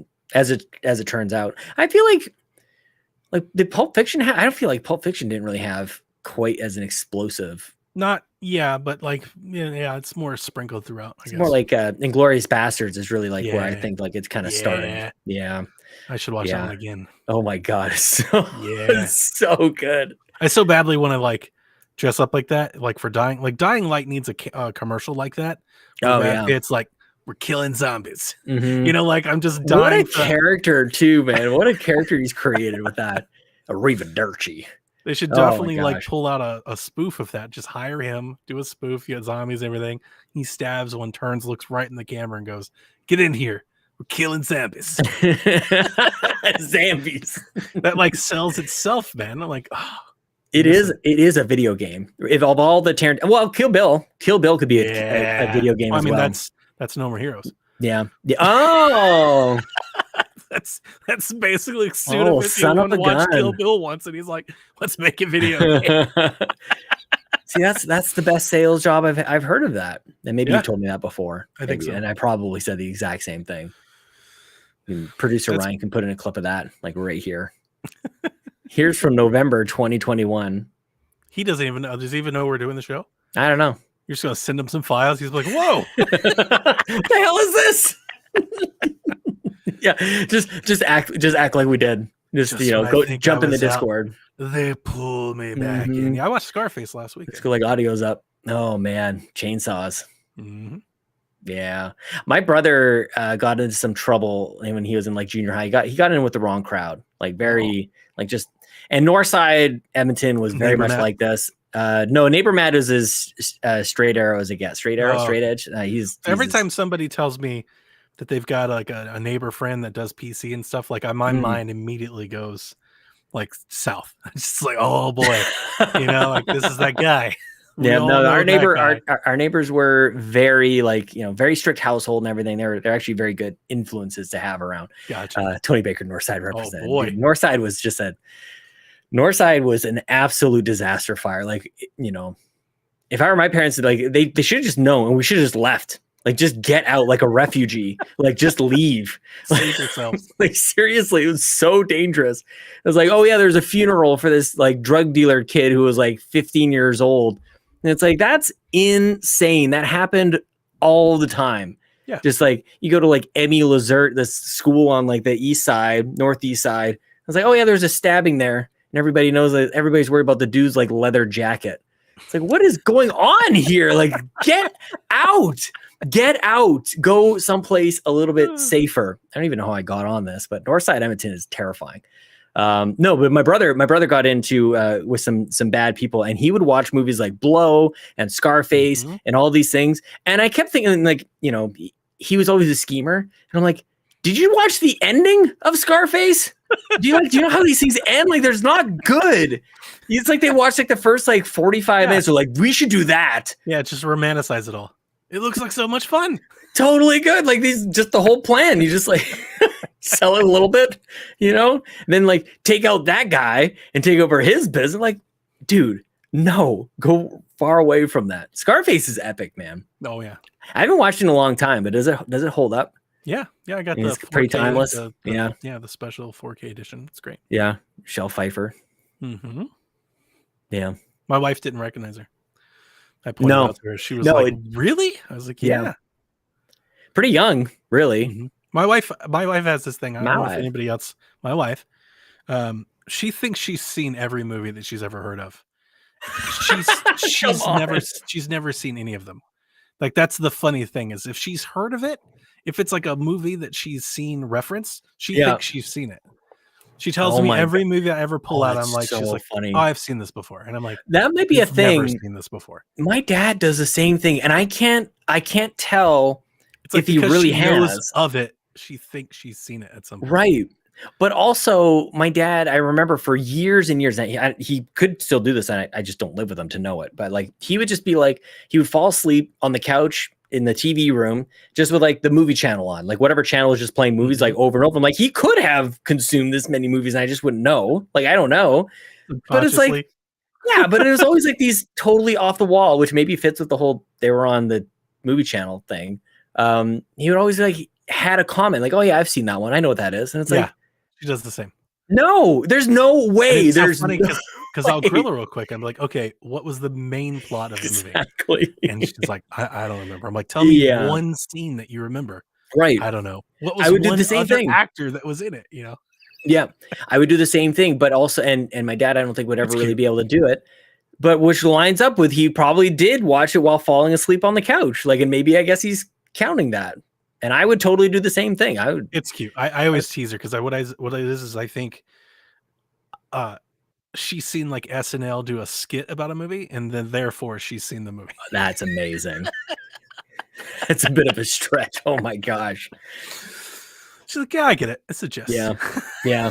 Like I think there's something about it. And speaking of Tarantino, like a lot of people kind of know him as like a bit of a student of the art of like he watches all the movies, like his collection, his knowledge of, and like I have a huge admiration for that. Nights? What's that? Are you aware of those? He has a theater where he does movie nights where he brings like his friends and family to the theater where he just shows pics of his own, like he's really into classics and stuff. Absolutely, like that, and I have a huge admiration for that. Definitely. Yeah. How cool would it be to be invited to Tarantino's theater to watch one of his favorite spaghetti westerns or something? Totally. There was there's actually a video I watched a couple months ago. It was like Tarantino's like top 10 movies, and I'm like, I want to watch that more than anything. Yeah. Like, I just want to like write that list down, and then the next day when he creates another top 10 list, although I feel like he was pretty definitive about it. Like, that's something that he takes, I would imagine, quite seriously. Whereas if you ask me like, what are my top 10 video games of all time? I'm like, I don't know. Like today, I'll give you another. Yeah. Oh, definitely. 4 years ago, it's a completely different list than today. Well, God of War is probably in there now for me. And Garrett showed up. God of War is amazing, Sean. God of War is amazing. The best PlayStation 4 generation game, for sure. Yeah, I think and again, like I kind of want to look at a list, but it's got to be. It's got to be up there. All it needed was just a non-Sony pony to say it, you know? Like, I don't count The Last of Us because it was, remastered and all that. Yeah, but I also wouldn't put The Last of Us 2 even anywhere close to it. I wouldn't either, and I don't think Horizon is nearly as good as God of War. God of War I agree. Incredible. Yeah, I guess you can start to like run down like what else would there be? Not that they're bad. There's nothing wrong. I think the only one, like for me, it's like God of War. You have to say too. Well, it's for me, it's like God of War or Uncharted 4, and Uncharted 4 is amazing. Thank you for saying that. But it's not God of War though. Like they like that. God of War and Uncharted 4 is the difference between a really great 9 and a 10. Yeah, it's just like this is a 10. Yeah, like low 9, like 9 point. I don't know. It's so funny. And as I say that, differentiate. If I was like a reviewer, I would have given both a 10 because I think they're both amazing. But and I think there is a review that I did for Uncharted 4 on WeTheNerdy.com, and I think I did give it a 10. I think I gave it a 10 back when we played it as well. Yeah. I think it's a stellar game. It's a standout stellar game, but God of War is better.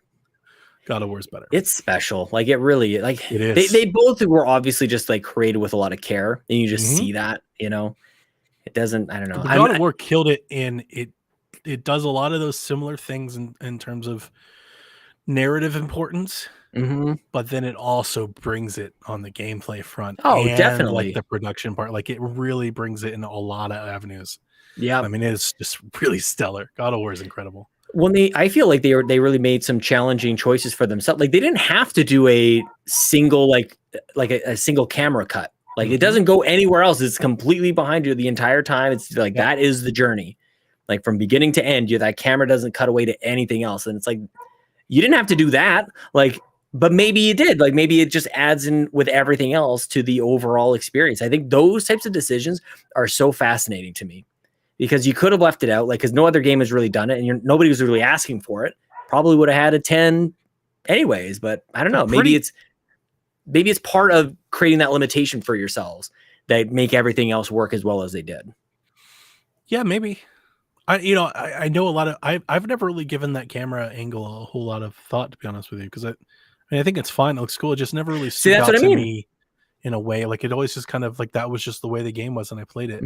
For me, when I think of that game, is like it has a really, really like a diverse, colorful cast with a very small amount of characters. Yep. Which is always like stands out to me. It's like, man, there's not that many. It's like 8 people. Yep. There's like totally. Yep. Maybe 10. But they're awesome. Like, it's a really good 8 people. But you did that in an open world. Like, that takes such like creativity and balls and like how do you do that? I'm just coming across hundreds of mediocre open world NPCs talking stuff, Yeah. out one ear and in one ear and out the other. But God of War, like, no. Like, I was hanging on every word that everybody said. It's just really good. Yeah. Does that make you worried though? For like, we've been here before. The Last of Us, I named a child after Ellie. Like, love that game, and then they give us a sequel. I'm like, well, here's the thing. Yeah, you and I record. agree with we really do. It's nobody else does. It's not what I wanted at all by any means, and I have a lot of issues with it.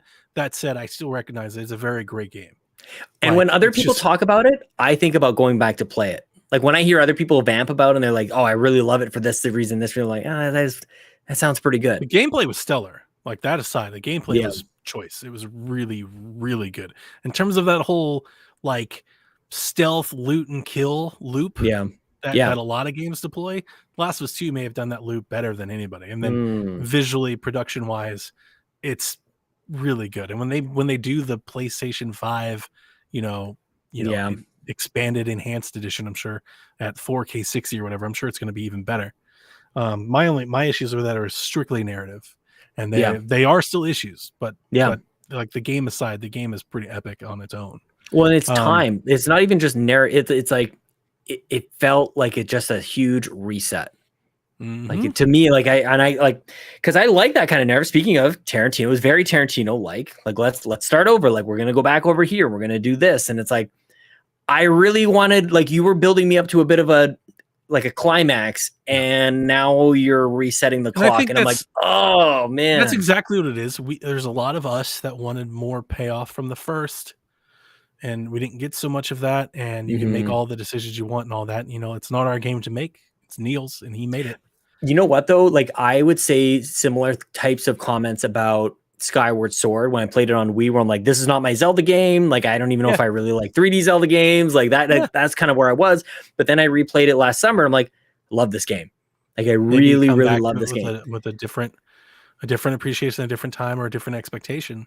And maybe it hits differently. I probably will give it another go one day. I probably will too. But I don't know. I don't know when that day will be. Yeah, it'll be a remaster like that. It's just the amazing thing that happens. Like, this is why they keep making them out. I'm hoping the show does this for me. I think my biggest issue with the second game is I feel like it kind of retconned my experience with the first game a bit too much. I felt like I was being, like, toyed with, Yeah. And I kind of wish that, like, maybe the TV show or something would just take both of them and create one experience.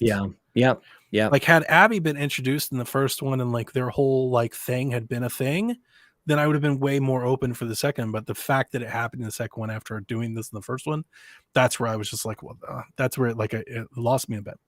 Well, and this is what I kind of get to when I kind of geek out about old BioWare games, which is when you enter the world, it feels like that thing has existed there for hundreds of years before, because they wrote novels and books and, like, of lore of, like, what is this world and who are all the characters, even if they're not on screen, like, they exist here. And BioWare does that. And they didn't do that for the last. Most games won't, and that's a tremendous amount of narrative work. It's not even in my comic though. Like, it was a complete surprise, right? And right. And it's not just a surprise in the sense that, like, it's in the future and can happen, but it wasn't just in the future; it was also in the past. And I think that's my biggest hang up is it was like, let's show us all the things you didn't see, and it's like, no, but you should have showed it to me. Like, if you were going to do this, then you should have showed it to me. Well, it's like, it's still, you still need to be focused, but, like, I don't even know if you need to. I'm going to land somewhere in the middle where some people might think you don't need to show anything. You can do a retcon. I don't necessarily agree with that. I'm sure you can. Yeah. That's the reason why I didn't like it personally. But I think that there's something else that they could have at least, like, hinted to, like a letter that you could have found or something. Exactly. Like, it doesn't need to be like a show it to me. It doesn't need to be a moment. But if you, like, for something that was so important and central themed. Yeah. Yes. It's completely missing for half of the journey. Like, that's the thing. Maybe if you go back, because it was it's a thing that you could totally miss because of the just how fast everything was happening and how you were really focused on something pretty important at the end of The Last of Us 1, that if you took the time to go back and see a little, like, blinky something in Doc's, back pocket, and it's his wallet with a little, like, picture of him and Abby, I think I just spoiled something. That was probably pretty bad. Spoilers. damn. Sorry, guys, if anybody hasn't played it. But yeah, like you could do it in that way. But they hadn't thought of it yet. And we're off the topic. The topic's God of War, and I'm not concerned. I'm not worried. Sorry for because God of War left me on a complete cliffhanger, and I can't wait to see where they're going. I'm like, oh, but it is all related because it gets to the point of now you have one of the greatest games of all time, or certainly one of the best of the generation. Now what? I was in that camp though with Last of Us. I was like, we don't really need a sequel. That's what I'm saying. That's what I'm saying. Whereas God of War, I'm like, no, we definitely need to see the ending. like where? I see what you're saying. Yeah, like where does this go now? Because like there's a definite, there's a twist. Yeah, that's true. To God of War, and it's like, oh, I need to see where this goes from here. Like I've got to see it. My feeling, like not thinking with my head, my chest feeling, my stomach area was like, I don't really need anything more out of The Last of Us, even though, but my brain is like, you watch the end of it, you watch the end of The Last of Us, and you're like, well, what did he just say to her? Like, you have to resolve this or something else. So like, I didn't think that way. I was like, I thought it was like they're gonna intentionally leave this somewhat ambiguous. But but the thing that I've always said was it was so influential and it made so much money that there was always going to be a sequel. Oh, there was no chance. Yeah. Definitely. They were never going to just leave it. And in hindsight, it has to go down as one of The Last of Us, maybe even Zelda as well, but The Last of Us and God of War, like just the reveals for those games, if you remember, like God of War, just like, what is this? Wait, is that Kratos? Like, what the hell are they doing? And The Last of Us, like that first trailer, oh my gosh. Like, that's why we get hyped up for directs and E3s and stuff like that. Is because you don't get them all the time, but sometimes you get to see a game for the first time and it really hits. Most like it's like the percentage is just way out of whack. It's like 98.5% of the time it's just like another trailer.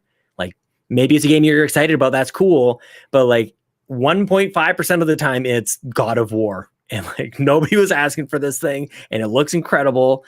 And yeah, they've just completely reinvented this character. Like it checked off so many boxes. And not just that character, they reinvented the game.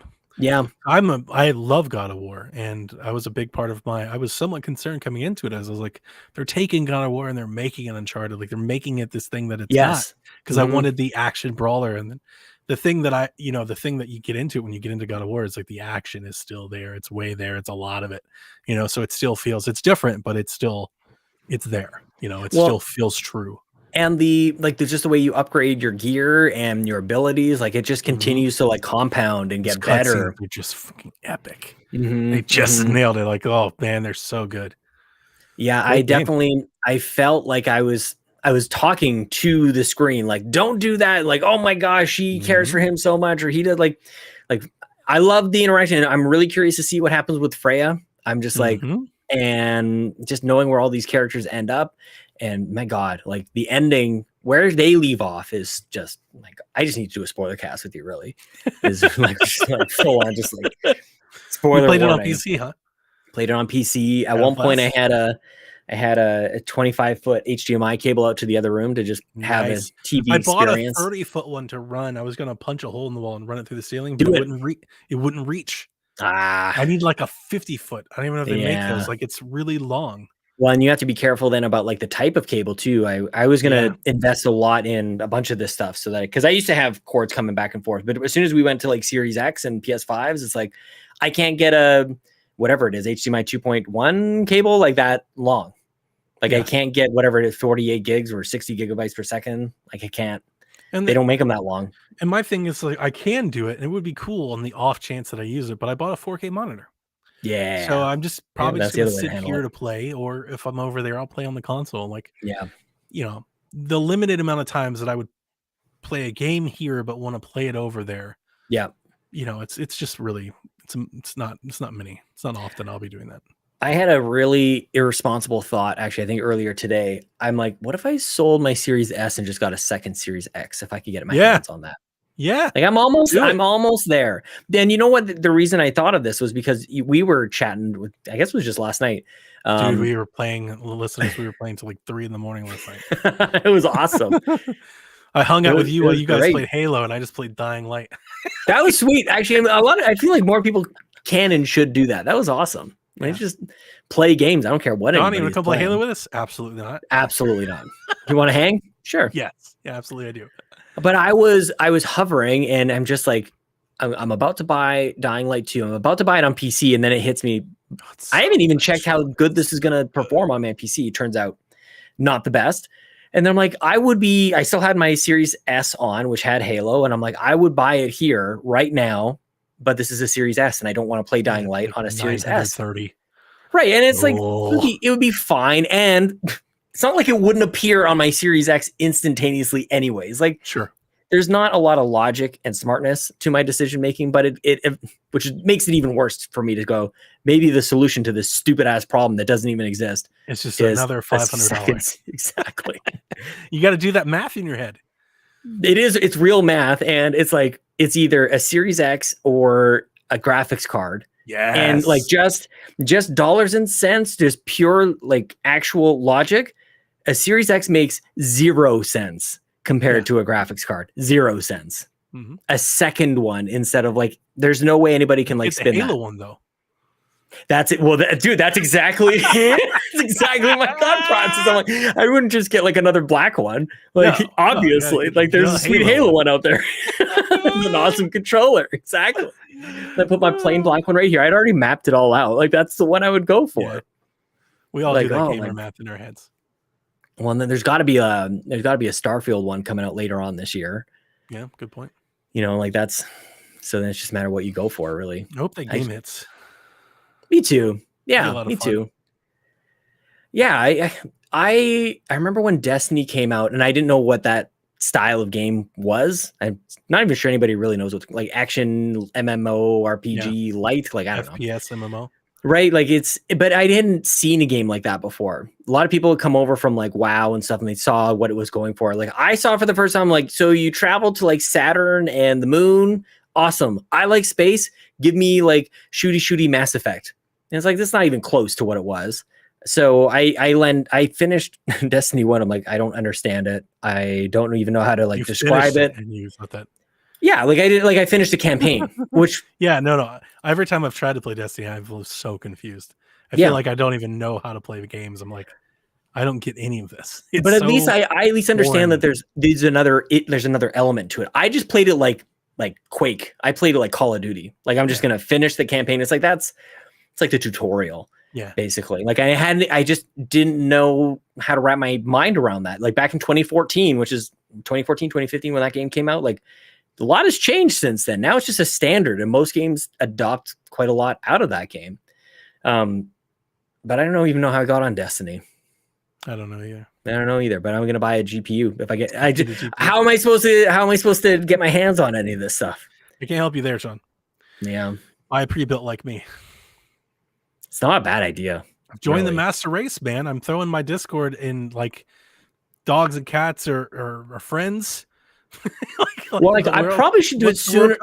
I should do it sooner rather than later, because at some point, like if I wait like one more generation, I feel like it's going to demand another like motherboard, and we have to do like another like I'm gonna like everything else on my computer is great. CPU is great, RAM's great. Like RAM is overkill. I got 64 gigs of RAM. Wow. Like people are like, what are you doing that for? I'm like, I don't know. I got it on sale. You know, I got my NVMe. Just like me in my Steam library. Pretty much. Why do you have this? It's in Game Pass. Yeah. $4. It was just one thing after another. It's just been a couple of years of upgrading, and now the bottleneck is the graphics card, which, as it turns out, pretty important, pretty critical part of this whole equation.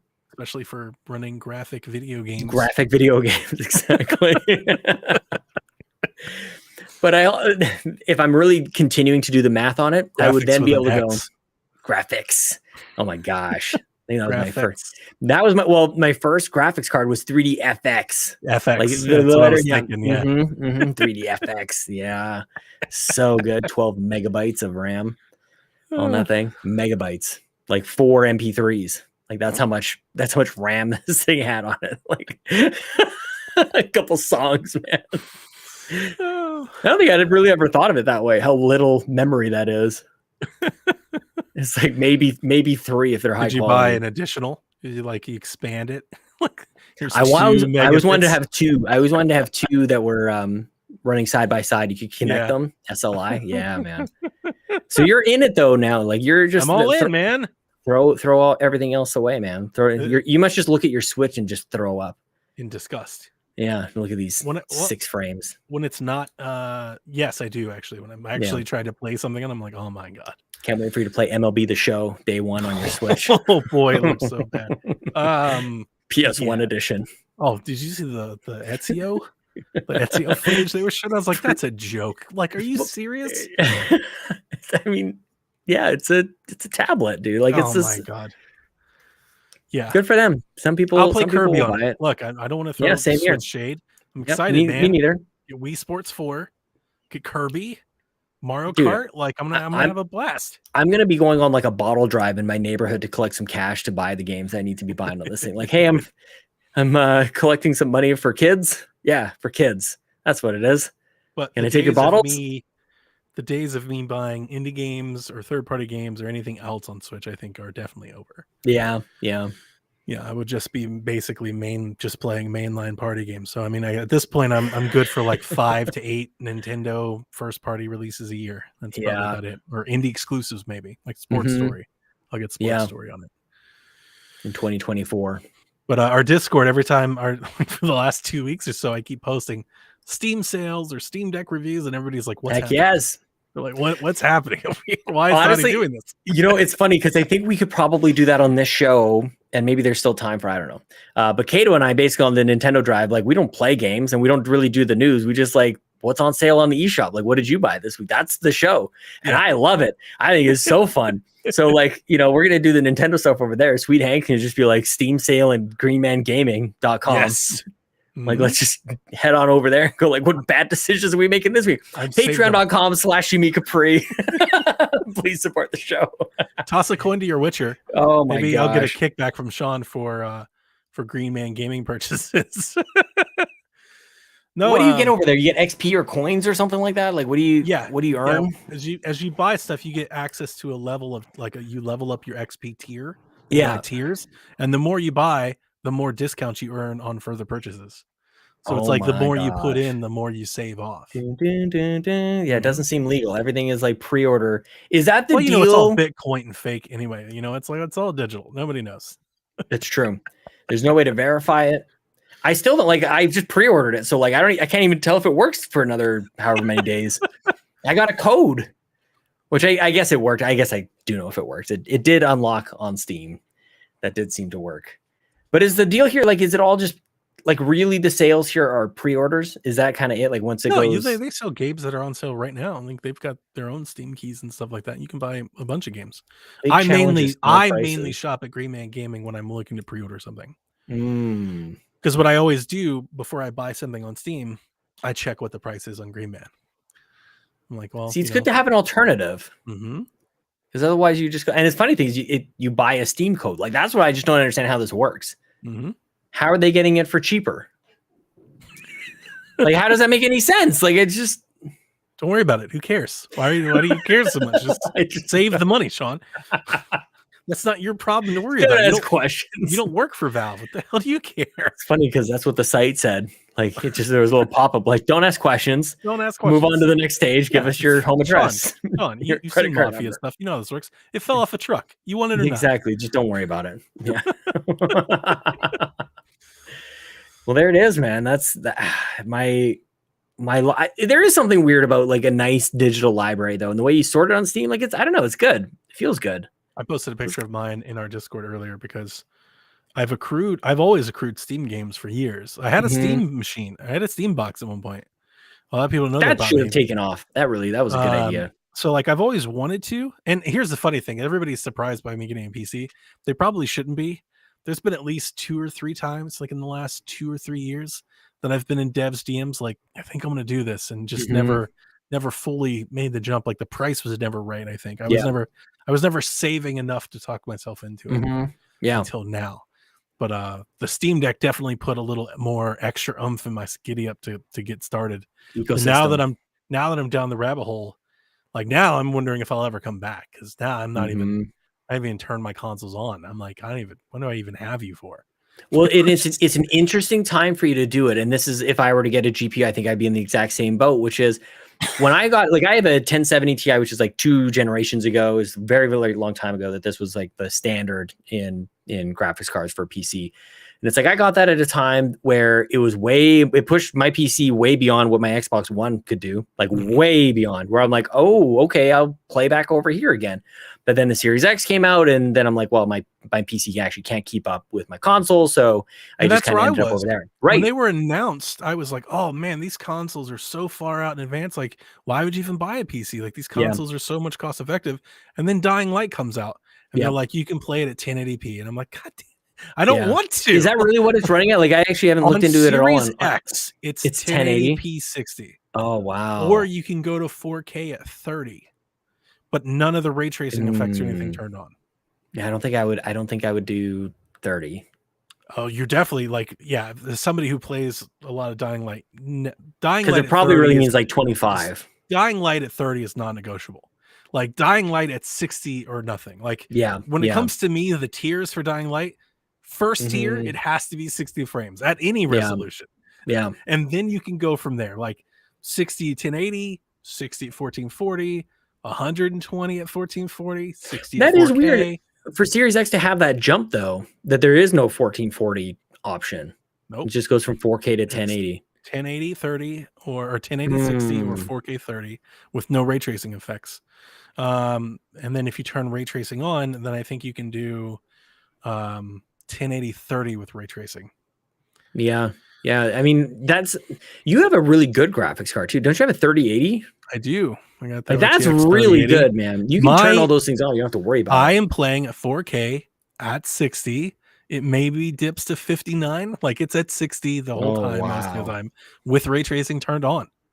See, and that's what I would want. Like, I think every time I think about ray tracing, like I'm sitting here playing, I'm like, it looks great. It's beautiful. It's smooth as can be. Like, I'm having a ball. Now, yeah, it costs me, infinite amount of money to do it. But for me, it's like I'm tired. I'm tired of making concessions. Yeah, like that's the Switch part of it, right? It's just like I'm tired of this. I don't want this anymore.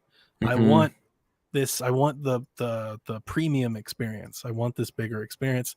And Dying Light's paying off for me in spades, man. I'm like, God, this is so much fun. What's your controller situation? Were you using an Xbox controller and Bluetooth or what? Sean, if I had to tell you what a shame it is, how much better snapshots on this Xbox Series controller works on PC versus the Xbox. Yeah. It puts it to shame. When I press the button, it instantly just takes a snapshot. Actually works. When I hold the button, it instantly just takes a video clip. And when I close the game, it brings up a menu and they're like, here are your captures from the session.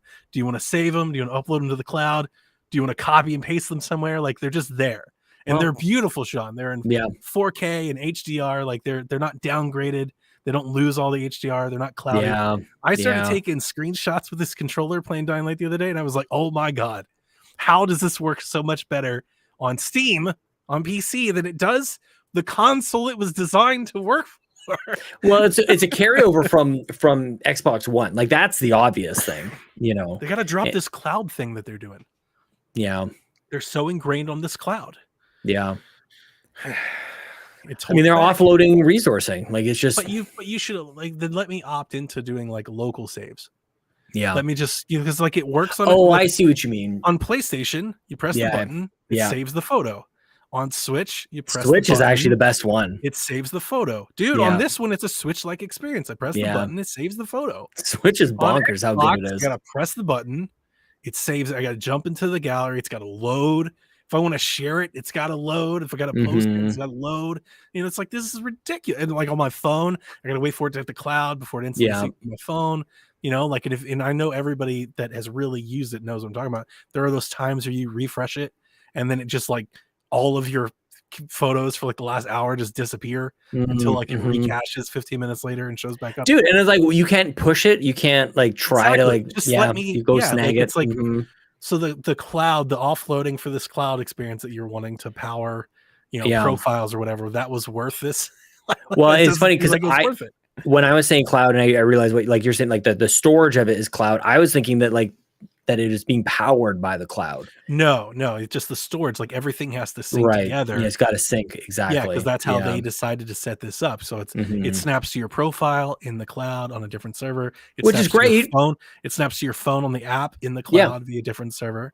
Yeah, but there's lag to that. It comes with a processing cost. You've got that's what I don't understand is like, why doesn't it first save it to the super fast hard drive that the whole thing is running off of and then push it out over there? Like, it's just like, bingo. I mean, I don't know anything about anything, but like, that seems like maybe that would be the first stop. And when they offload it to the cloud, that's why HDR gets cut. That's why the resolution gets cut. Oh my gosh. Yeah. Transfer that data. It's like everything's compressed. How about we just save it? Like, just press the button and it saves. Oh my God, dude. And it's like, it's one thing to just be kind of nitpicky and to notice that it seems better or it actually is better on something else. But like for me, I have like missed, I think, like legitimate shots that I really want as like a background or something I want to share. Or like, and it's like the games are fleeting. Like those moments are gone. Like if you can't like rewind it. Yep. You can't, or I guess maybe you could like video capture the last 30 seconds and then try to take a screenshot of that. And it's like, that's no good, And I feel like almost every time I do it on Xbox, it's not even that like I might miss it, or if you try to take like 2 pictures in a row, like Xbox has got like a refractory period or something. It's like, no, don't touch it. Just leave it alone. Just don't even think about it. Let it try to save time. Damn it. It's too fast. Like, so I hate to get off a crazy soapbox, but it would dawn like I was playing my first like night on the new PC and everything, and I just started I was like, I wonder what this button does on PC, and I clicked it and it worked. And I was like, oh, look at this, it's just working like it should, like it always should have. And I still want my soapbox about the share button, but on PC it's great. And I've joined the PC master race. Oh, I hate that saying. I call it Master Face in our Discord because I made fun of them for so long. And you know what? I am posting pictures of my Steam. Whatever though, dude. I feel like, and I don't know, like we both have so many like hundreds of hours of actual like podcasting out there. I was thinking about this earlier today. Like you could have a clips podcast of all the times that like you were right, and you could almost say like I told you so, like just Donnie, I told you so moments. And like, because I feel like the last Shaq that the crossover that you guys just did, I was listening on Friday night, and there was a couple times where you're like, "This is what I've been telling you guys the whole time." Like, I feel like there's so many moments like that. Me and Dev, because he's all like, "Sony's just gonna start putting their stuff everywhere." I was like, "That's right." We argued about that a year ago. Yes, exactly. Exactly. They were gonna do. I would love, and it could just be like just an audience of one, because I can understand. Also, I'll give you that experience here just because I have this weird brain. Let's do it. I remember back when the PlayStation 5 was unveiled and we learned that Horizon and God of War were cross-generation titles. Yeah. And I went on like a Twitter tirade. I remember I was telling everybody, I was like, wait a minute. I thought you couldn't do cross-gen relations. We needed generations, and you can't put games on PC. You can't do that either. Yep. And I remember telling, we had a podcast either that week or the week after, and I don't remember who it was with, but I remember telling them, I was like, look, I'm just going to tell you this now. I was like, all these things that Xbox is doing, I was like, PlayStation is going to do it too. I was like, you guys are saying this because you think it's a difference between the two companies. I was like, but it's not. Yeah. Like they're just going to do it too. Timing. And everybody was like, no, they're not. PlayStation doesn't do them. Like, I'm telling you, they are though. Like everybody's just going to do this. Like, cause this is just where things are going. Well, and now it's put their games on PC. Right. They're going to put their games on the last gen. There's no reason not to. They're going to make that money. Yeah. And they are, and they did. And now it's adopted. Now it's just the barrier's been broken. So now everything comes down, and it's just the way that it is. And I wouldn't necessarily say I was right. I think I was just reading the landscape. Like that was just, to me, I just thought it was pretty obvious at the time. It's like, totally, everybody's going to do. Yeah, and I would love to just like scrub through a bunch of old content, because I feel like that's especially Empire, probably on Xbox Empire. I think there was a ton of that going back, as basically as long as you were on that show, of all the things. I think I don't know, like sometimes it's whether or not you're looking at something just very specifically, that there's an action that somebody took that leads you to believe something else is going to happen. The other thing is just like you just pay attention to just how things are moving. And sometimes it's not about a specific thing. You just kind of get a sense that this is kind of where things are going. And I feel like you're really good at that. Actually, it doesn't have to be a very specific thing, but like this, you just gotta, you're like the birds who like fly away first. And you're like, what the hell are you doing? Oh shit. Like, oh, something's happening. Donnie's like canary. I guess there's a canary in the coal mine, but I don't want to. Yeah, I follow me, I hope guys. that you're not there. Get out of here. Yeah. The air temperature is going down. There's air pressure. I don't even know. What do barometers do? Because with my new PC now, like I'm tempted to move my PlayStation 5, and the only reason I'm not is there's this Last of Us rumor, this remake coming, and I definitely have got to play it. I have to play it. I can't not play it. And I'm just wondering, like, will it come to PC? Because if it will, it doesn't have to come day one, but if it will come to PC, then that would be the way to do it. My PlayStation 5 is as good as gone. They're gonna have to. I feel like eventually they're gonna be there. I think you and I agree. I do. Like a big deal game is gonna be day and date, PC and on PlayStation 5. I think the fact that these games have already released, both Last of Us 2 and The Last of Us 1, I think it actually makes sense that if they are remastering this, I think it makes more sense to bring it to PC. Before the TV show drops. Yeah. Did the Uncharted, the remaster they just did? I don't think that's on PC, is it? Can you get that on PC yet? But it will be. Yeah. It was announced for PC. So it's coming soon. I don't know when it's coming, but it's coming soon. Well, I can play that as soon as I get a PS5. As soon as that happens, I got one. I'll be playing. I can just pack it up and send it to Canada. Do you know how much shipping is going to cost on a PS5? Also, is it like freight? Yeah. Yeah, exactly. Like just put it on a boat and just go around. Eventually, I mean, I've got things to play in the meantime. Yeah, of course. It'll be okay. I thought you already had one. Yeah, no, I should. I've traded in towards it. I've got credit. My must be what I was thinking about. I thought you. Yeah. I thought I've secured one. You or something. You were like, I have a PS5. I have secured one. I am on a pre-order list with GameStop. Okay.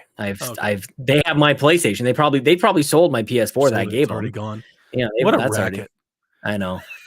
Just an absolute. You gave them stuff, and they're like, "Yeah, we might give you something later." Pretty much, like at some point in time, no, like zero commitment. And we just. This is the stupidity of gamers, like of myself, really. Of like, sure, no, I've been there. I'm really trusting them. I've been there. I trade stuff in all the time. Do you? We don't have to spend a lot of time on this, but like, do you do like stocks? Do you buy stocks? No. And the reason I ask is because I heard an interesting kind of commentary on this, on the purchase, Microsoft's purchase of Activision, and that it is at a particular stock price. Mm-hmm. I think it's like $95. $95 a share. Right? But like, if you go right now, if you wanted to buy Activision stock, it's $80. And like, theoretically speaking, I'm not giving it financial advice, but yeah, you could go buy $80 stocks, and then eventually Microsoft will buy it from you. If the deal gets passed through, then they will buy it from you at $95 a share. What do you think of this? Like, would you like? It's basically a gamble. I feel. Yeah, it's playing the market. I mean, it's playing. Right. It's no different than GameStop. Like when they short sold GameStop. That's why I thought of it. Yeah, it's the same thing. Yeah. Now I wonder if Microsoft's agreement is to buy a certain amount of shares at $95 a share as of the day of like their agreement. But yeah, I don't. That's the thing. Like I don't know. No, I'm never for somebody as flippant and impulsive as I am. I'm not much of a gambler. I don't really like putting my money up for chance often. Same. Yeah, yeah, it's no good. Like I get my hands on a dang PS5 and it'll get some sort of weird adapter so I can play PS5 with an Xbox controller and drive everybody nuts. Yeah, I wish they just tell me about this game already so I can make a decision, because I'm probably going to play Horizon because I am very excited to play Horizon. But then that's about it. That's about it. And so I'll probably sell it. I wanna like a state of play. Like I feel like the Nintendo Direct was excellent. And I'm like, I'm going to spend just an absolute atrocious amount of money on Nintendo stuff. Except for Star Wars and Ezio, but the rest of it was really strong. Yeah, I mean, there's definitely MLB and a few others. You guys were pretty harsh on No Man's Sky. No Man's Sky looked like trash. It looked really, really doesn't bad. walk it back like that. All doubles down. It looked bad. I was laughing. I was like, oh, look at that game. They should have made that a cloud version. That is the interesting thing. Yeah, like how is that not that? Yeah, of all the games, not that one. Really, you want to rethink that one? It looked worse than Starlink. It's like Starlink looked better. Yeah, and that's saying a lot. Look, they got a lot of procedural. I understand why. I'm not. I get it. That's what they had to do to get the game running. Good for them. They're just, when I see games running like that, I'm like, well, was it worth it? Yeah, but like at what cost, guys? You know, I can't imagine it's going to go very well, but You who just have knows? to. Maybe they'll Some people sell only have a Switch. 5 million. Yeah, I mean, it's better than that than nothing. I mean, that's like why Madden's not there, right? Right. You know, it's like it's better that they supported it than nothing. I'm not completely poo-pooing it, but I would never, ever, ever choose to support or encourage anybody to play that game that way. It makes zero sense to me. I want somebody to put exactly what you just said to the Taylor Swift song. We are never, ever, ever. And then I don't even know what the words you were. I just need to write that down. You have to playing No Man's Sky on Switch together.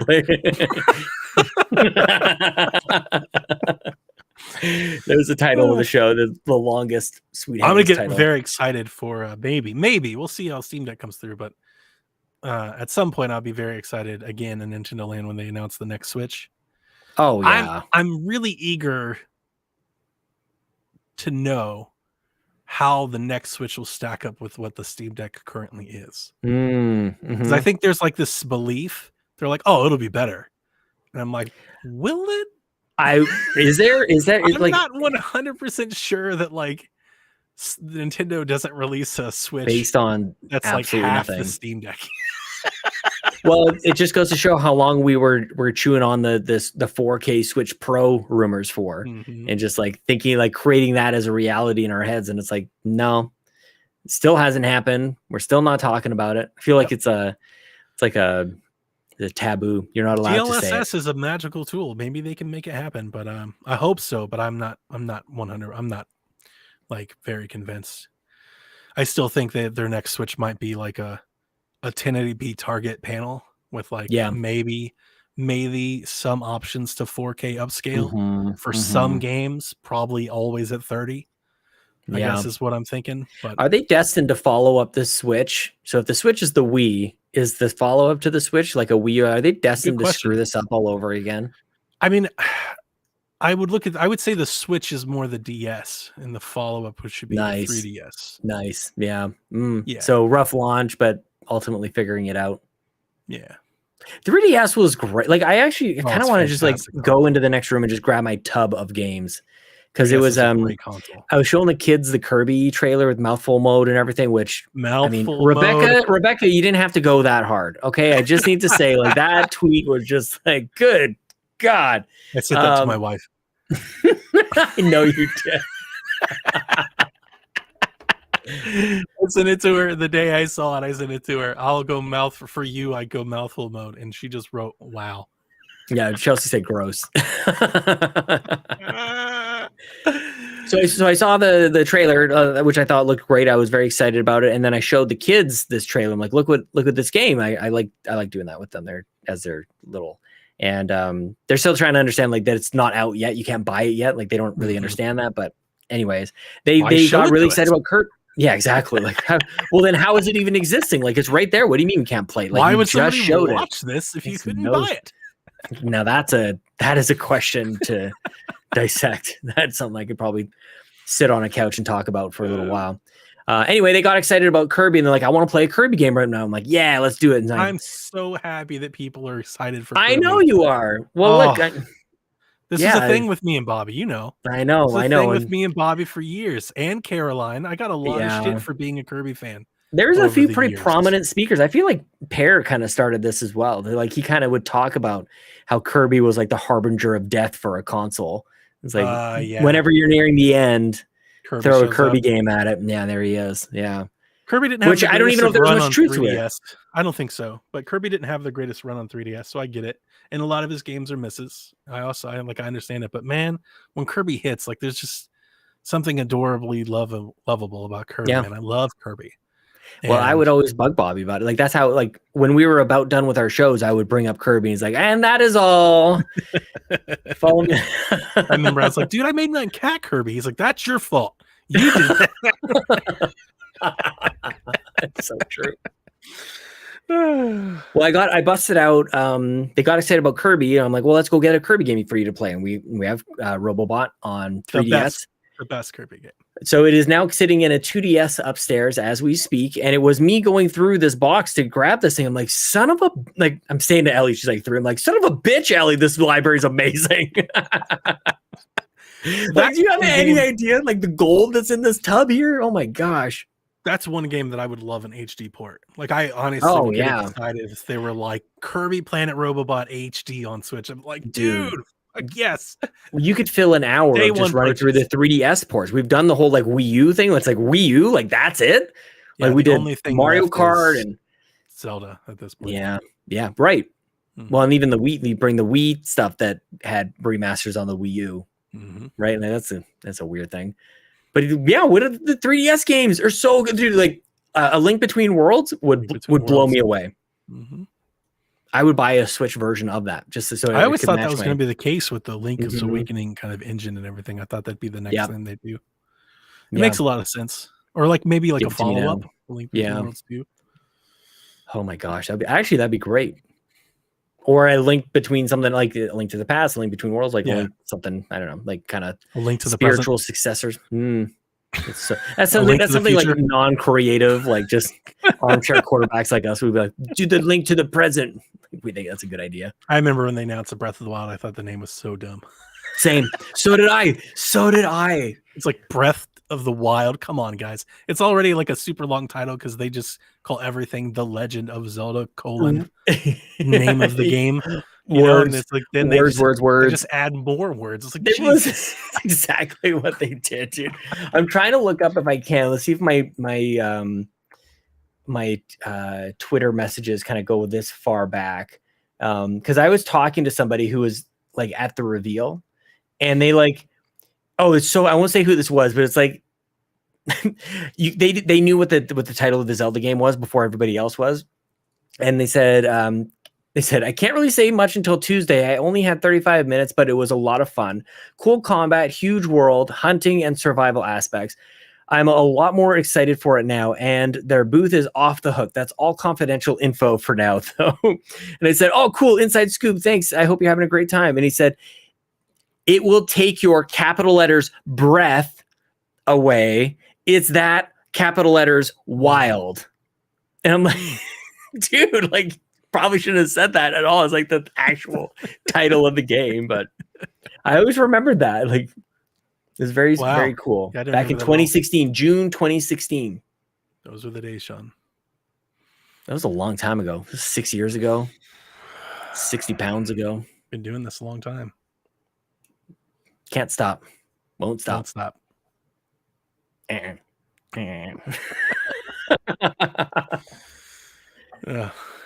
Okay, so how many games are you gonna buy between now and the next time we chat? I need to be stopped. Somebody needs to take my Steam card away. It must be stopped. Sean, I bought Mafia 3 today. You're gonna get Donnie. You're gonna get like a shock collar and get used to it. Steam Deck. I'm so excited for the Steam Deck. And you don't even have it yet. Oh, but it's coming, and I'm gonna be prepared. I'm gonna be ready for it. That is a cool thing that you get to do. You get to load up on a library for a console that you don't even have yet. Like that is pretty dope. I've got my 1 terabyte SD card. Slap it in that bad boy. I'm like, it's so much fun because like Steam Deck, like the Switch, everybody that has a Switch probably can understand this. Being able to play something like that on a portable is gonna like make the game that I've already played feel like I'm playing it all over again. It's like, oh my god, that's definitely a thing. Completely new way to experience. I'm play Control like this. I'm play Mafia 3 like this. I'm play Assassin's Creed like this. It sounds like a fanboy kind of thing to say, or something that somebody who's about to spend a lot of money on a thing might say to justify the whole thing. But it's like it's real, and you're right because people have said we've all experienced it with Switch. You're absolutely right. Yep. It changes things. 5-year-old port that came to Switch and sold 10 million copies. Yep. Yeah, it's all the same thing. Oh my gosh. But now I get to do that on such a bigger scale. Dude, I'm going to play Gears of War on a portable. That's crazy. Stoked. Like that is so crazy. See, now you just got to get a bus pass or something. Yeah. Well, just so get on transit. That's the thing is with the portable, everybody thinks of it. I mean, rightfully so. I'm definitely the outlier here. But everybody's mind goes to like traveling. Like I'm on the go and I need my portable. I just sit on the couch with my portable. Like I'm here. I didn't go anywhere. I just don't want to sit in my computer. I totally get that. I just want to take my computer with me. I'm at the point where I'm going to get like an actual pillow and just sit on a pillow on this chair. So I do most of my Switch gaming sitting right next to my wife on the couch. That reminds me, at one point I was really looking something up on Amazon, like a hammock that you hang underneath your desk. And I think I need to still go back and get one. Yeah, it's like For so you what? can put your feet up. So you sit in your chair. You put your feet up. I have like a beanbag ottoman that I have under my desk that I put my feet up. Yeah, I think I need to get one of those. Here, I'll show it to you. I thought you were like gonna give it to me through the computer. Yeah. Just put like I need my feet up if I'm playing games. It's just, and I've always been that way. Yeah, I used to put my feet up I used to put my feet on the tower of our computers when I was a kid. I was just like, I guess I'll throw my feet up on this thing, and I guess I can do that to some sense. I'm gonna go chair shopping this week, and gonna cap off this splurge. Yeah, got this damn PC, Sean. It looks like an alien. It looks like a spaceship. Does it actually? It's got like shape to it. It's got like curves. Oh yeah, it's the R12, the Alienware R12. It does look like a spaceship. It's all like oval, like it changes colors. It does have the RGB. Oh yeah, look at that. Okay, I've got the RGB mouse, keyboard, and everything. It looks like the probably a larger version, but the Xbox 360 HD DVD drive turned on its side. Yeah, kinda. Yeah, I can see that for sure. Kind of got like even the oval illuminated shape. I told Dev, I was like, he'd be so proud of me. I come down to play Dying Light. I sit here, Sean, I put my feet up. I grab my controller. I put my headphones on.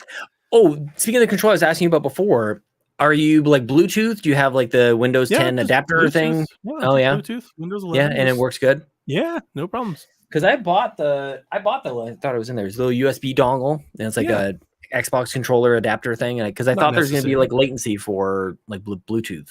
Not that I've noticed. And I think you would notice playing Dying Light, like you would notice. Yeah. The dongle was for the controllers before they had the Bluetooth in them. It seems like new. Yeah. Well, you have the Xbox One controllers that have like the first generation Xbox controllers didn't do Bluetooth, so you needed the dongle to wirelessly connect. It seems weird that they would still sell this thing because they haven't sold those controllers in forever. Yeah, or maybe like if people don't have Bluetooth in their computer or wireless. That's true. They need good point. For that as well. Well, and actually, you probably have a really good Bluetooth adapter in your computer because I think I know they have a variety of varying performance and varying latency of Bluetooth. Yeah, so you probably have like an excellent Bluetooth connection. If I had an issue, I'd plug in. I have a wireless Xbox controller. I mean, a wired Xbox controller that I use. But I saw. I think it was Tom Warren. He had a tweet that I had saved a long time ago of him like testing screenshots on Windows 10. And I was like, I just want to try it. And I pulled out the controller when I got everything hooked up. I synced up and started playing. I was like, oh, this is great. So I just like, this is my PC controller. It sits over here now. Yeah, that's the way it should be. So I just have a PC controller and then I've got my Xbox controllers over there. And just wait until they release Gran Turismo 7 on PC and PlayStation all at the same time. You just play it on there, man. Gran Turismo looks great. I really want to play it.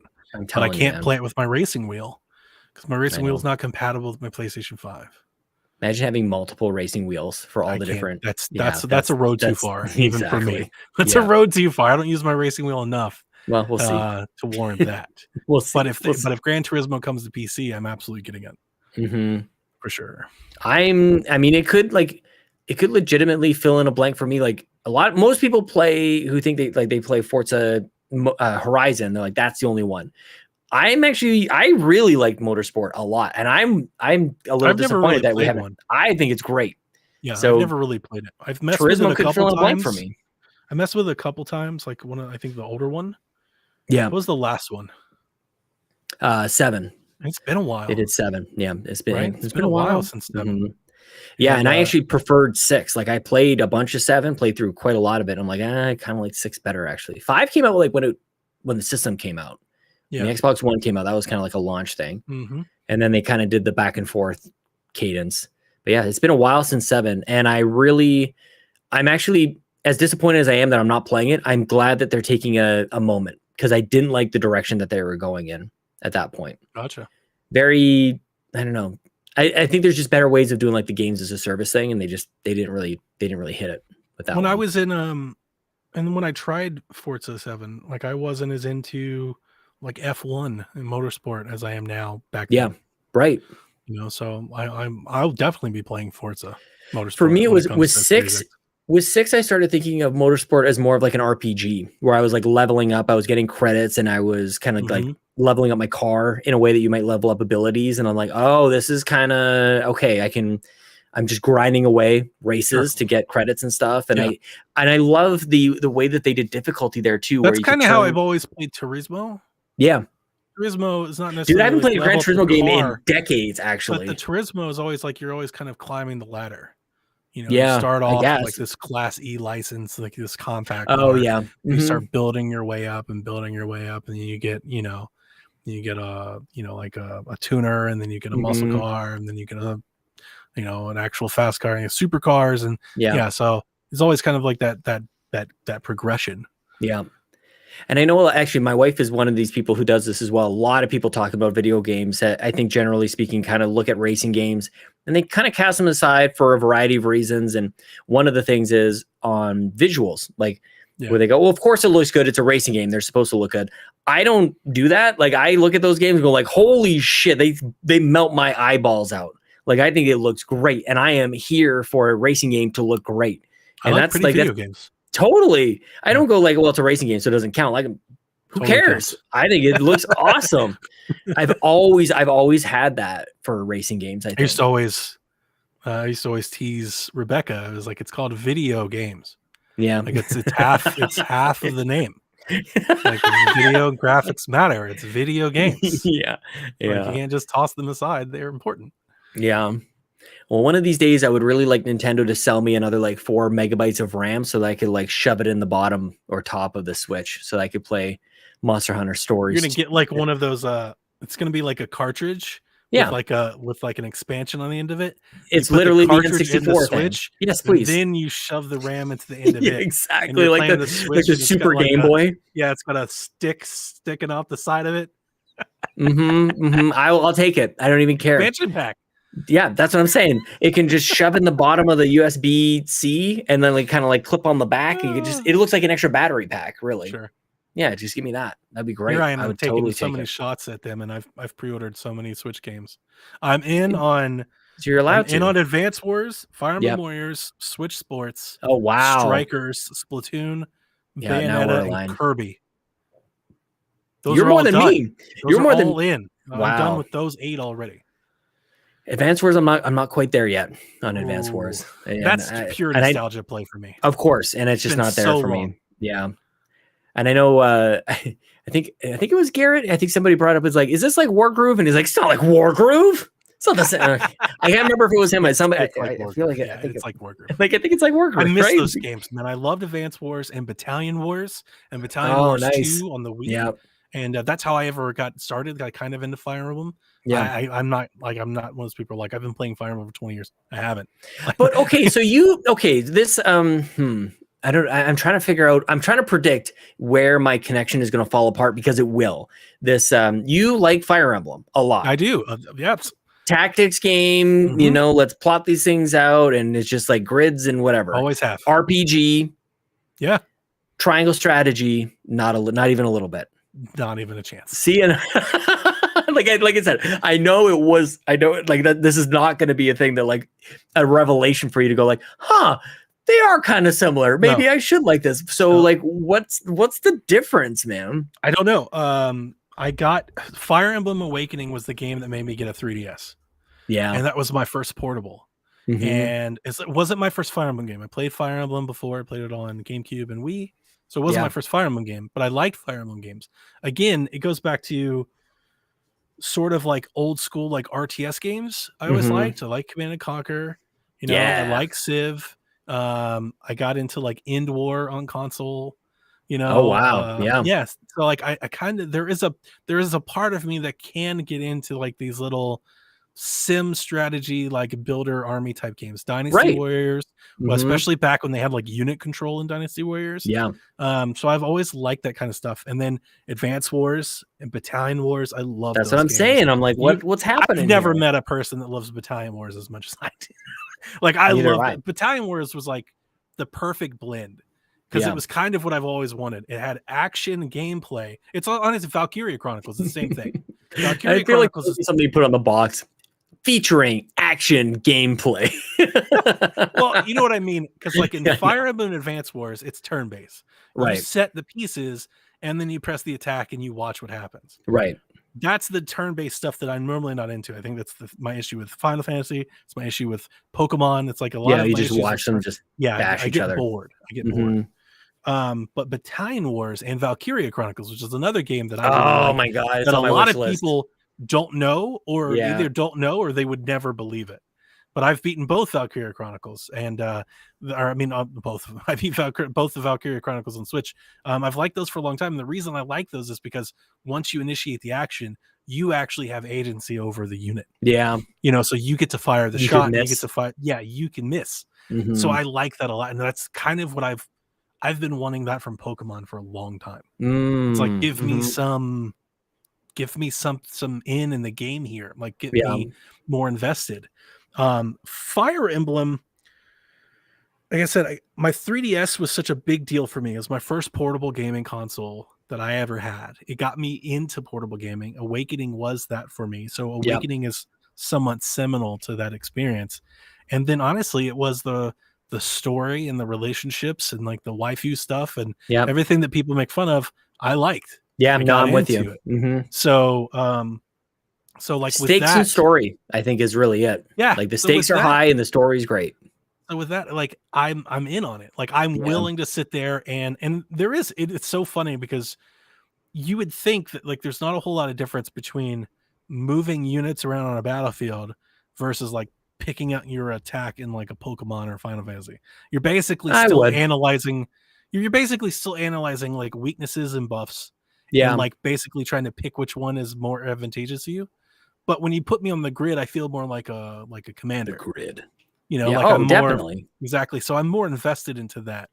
So like that's where the weird Venn diagram of Donnie hates RPGs, but kind of still likes some of them. That's where they overlap. It's that perfect Fire Emblem is like square in the middle there. That all makes sense. The weird sliver where they don't quite overlap is Fire Emblem Triangle Strategy. Like those are so close, and like part of me was my mind was kind of going towards Final Fantasy Tactics, either some sort of like new game or remake. There you go. Like, and wasn't it part of like the leak, that NVIDIA leak, like that Tactics is a thing? It's like, oh my gosh, we could get. But I'm not nearly as into Final Fantasy universe. Neither am I. I think for me, like I think the jobs are familiar to me at the very least, where I feel like there's a lot of crossover with like things like Bravely Default. I think had a lot of crossover with the jobs, and of course I might be speaking completely out of my element. Ryan Turford and Garrett Bland can at me, but it's at least familiar. And the other thing too, Tactics is like, I feel like the music is just great. That's the one thing I hadn't really played a whole lot of it, but Final Fantasy is like, I think the music is awesome. I had a friend of mine that was really into Final Fantasy, and they showed me Tactics and thought it was cool. Like that was the most I've ever actually given Final Fantasy like a chance, but I didn't play it. I can't speak enough to it. Yeah, no, I'd say I never beat it either. A couple levels in, and I always get kind of a little confused. But I don't know. Maybe now is the time. Maybe I've studied enough. I needed to get a little smarter. Another pitch though, the music in Dying Light too is excellent. Oh yeah, like speaking of games I could or should be playing right now. Very good. Very, very, very good. Do you have any like sense of, or even wanting to know, who has won the big game tonight, Donnie? Did Cincinnati win the Super Bowl?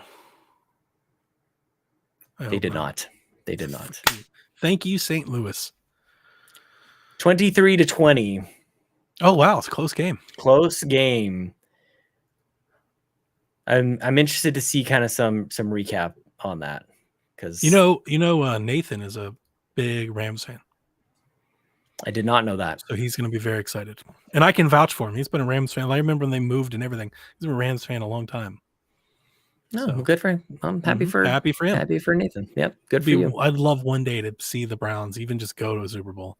It's like such a joke to even think that it's even possible. I don't think it's I mean, it feels like it. As a fan of the Browns, it feels like a joke.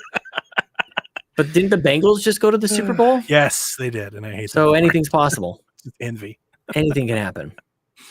I guess. Odell Beckham Jr.'s got his ring. Wait, did he already have one? Yeah. Did he win with the Giants? Yeah, I think so. Was he there back then? I feel like he came afterwards. Am I thinking of him as like, was it David Tyree is the one that got that catch? Yeah, the helmet catch. Yeah, like that's not- yeah, that's yeah. I not don't. That was OBJ. not him. Yeah, no, he did Maybe he doesn't. He did the one-handed. I don't think yet. That Yeah, might have been his maybe first he one. doesn't. Yeah, They he's got a two. great. He could do like a Jordan-esque poster with that behind the head one-handed catch for that sure. he did. Like it's yeah, the football version of the Jordan dunk. Yeah, good for him. It's kind of a douche though, isn't he? It's hard. I don't honestly don't even want to chime in on that because like he was in Cleveland and it's sour. Yeah. So I feel like with everybody knowing that I'm a Browns fan, I don't think so, to be honest with you. I really don't. I don't think so. I wouldn't call him a douche. I think he's a turd sandwich. He just kind of has like that star mentality, you know, where Yeah. he makes himself a priority. And I don't necessarily think that's bad. Because here's the thing, all the great ones kind of do. Ocho Cinco. I mean, not just like all the great, any athlete. Yeah. They all kind of think they're like, that's kind of a part of it. It's very, very rarely do you meet like a dominating champion through humility and grace. This is how I know you don't watch hockey, because I really do think that is a thing with hockey. Well, yeah, because they're all the stars are Canadian. Super nice. They're very humble. Yeah, I don't know, like a Wayne Gretzky, like he's probably like hit up his own ass in a lot of ways. But as I say, I know Wayne Gretzky's not, because I've gotten to know him quite a bit as a golfer, and he's not Mr. Humble at all. Not. He's not. And it's actually kind of a futile conversation because like certainly any one of them has done at least one thing that's shitty, even if you think that they're kind of But there's hockey stuff. I'm like, you don't care about hockey. Nah. Yeah. Are the Blue Jackets any good? I don't think so. I don't know. Let me know if they're any good, Sean. Is Steve Nash still around? Or Rick Nash? Rick Nash. Steve Nash. He just went from basketball. He retired to basketball. He went to the National Hockey League. Rick Nash. Rick Nash. I like Rick Nash. He's Olympian. Yeah, man. Gold medalist. Look at there. See? I don't think he's playing anymore, though. That's the crazy thing. That's where you really start to feel old. When I think Ryan Turford and I were in Toronto, and they were airing like some veterans, like, alumni game. And it's like, watch the stars from the 1990s. And it's Mike Modano and whoever else. Are like, Jesus, those guys are old. Like those are the guys in the old timer games. Oh no. It's a popular TikTok trend where the kids will go, if you were born in the 1900s, we don't hear from you now. That's really good. That's really good. If you were born in the 1900s, dude, that's amazing. That's the thing I'm like kind of most worried about is as the kids will get to like be teenagers, like kids, or not even teenagers, like even preteens, like they can get you and you're just like, I have no comeback. Like my comeback game, I haven't been practicing my comeback game for decades, man. I haven't had to it's a young kid's game. I know. Mm-hmm. I'll be shamed. That's why it's cool when you're the parent. You're just like, go to your room. Yeah, that's all you got. Well, and then I get back to the whole, that's where this conversation goes full circle. I'm like, I'll start my bonfire. I'm sure your parents, like my aunt used to always say, like if we were arguing or I back talked or something, she'd always clap back with like the dumbest responses. Mm-hmm. She'd be like, you need to wash the dishwasher. And I'd mount off. She'd be like, you need to do something. She'd be like, I'll dishwasher you. Yeah, exactly. Like oh, good one. Yeah. Yeah. Nice one. Nothing worse than that. And you're like, that's the best I had. Like, really? And then they call you on it, like, oh, this is the worst. This is the worst. See, now you have an appreciation back when, 8-year-old Sean was like, what a bunch of losers. What a lame comeback. I know. Yeah. Now you're there. Well, that's what I'm saying. Like, I'm out of practice. Like, when you're just like, all you're thinking about is like, they're going to say this, and then I'm going to say that. Like, that's how this just, you had time to think about this. Like, I had to have a comeback in forever, man. Sean, you're just thinking of your podcast and work and everything, and then all of a sudden you get one of those, and you're like, what the hell is this come for? Somebody please do the dishes. I'll just be staring at him, just like blinking. Like, I don't know what to do. Chelsea, come help me. I don't know what to do. Well, then, there's your $1 million idea. You create a service that records, nice snapbacks for parents. Just a little. Of course. That would be great because it's very much I picture it designed for old people. Like it's like this non-elegant piece of technology. It's just like this plastic box with a giant button on it. You just shake your phone and like a thing pops up and you just exactly. Yeah, it'll be the new magic ball, the 8 ball.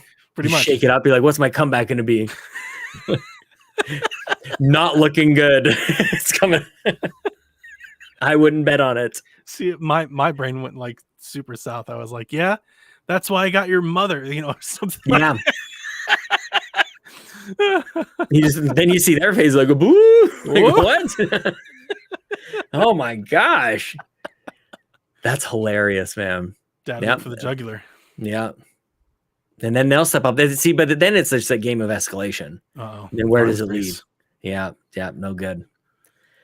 Oh my gosh, man. Welcome back, Sweet Hanks. We did it. Yeah, I'm glad to be back. I didn't know what you were gonna do, if you're gonna cancel the show or have other people do the show or anything. Never.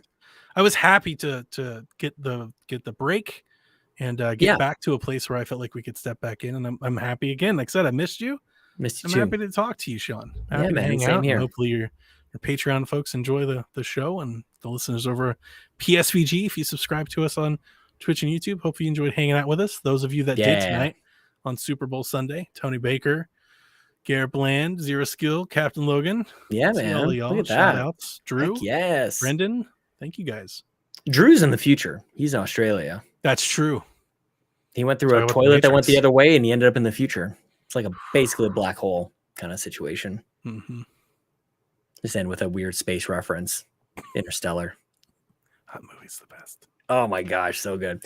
Ryan Turford, you put the end music right here if you want, or I guess Donnie, you do it. You push the right button. here. No, right here now.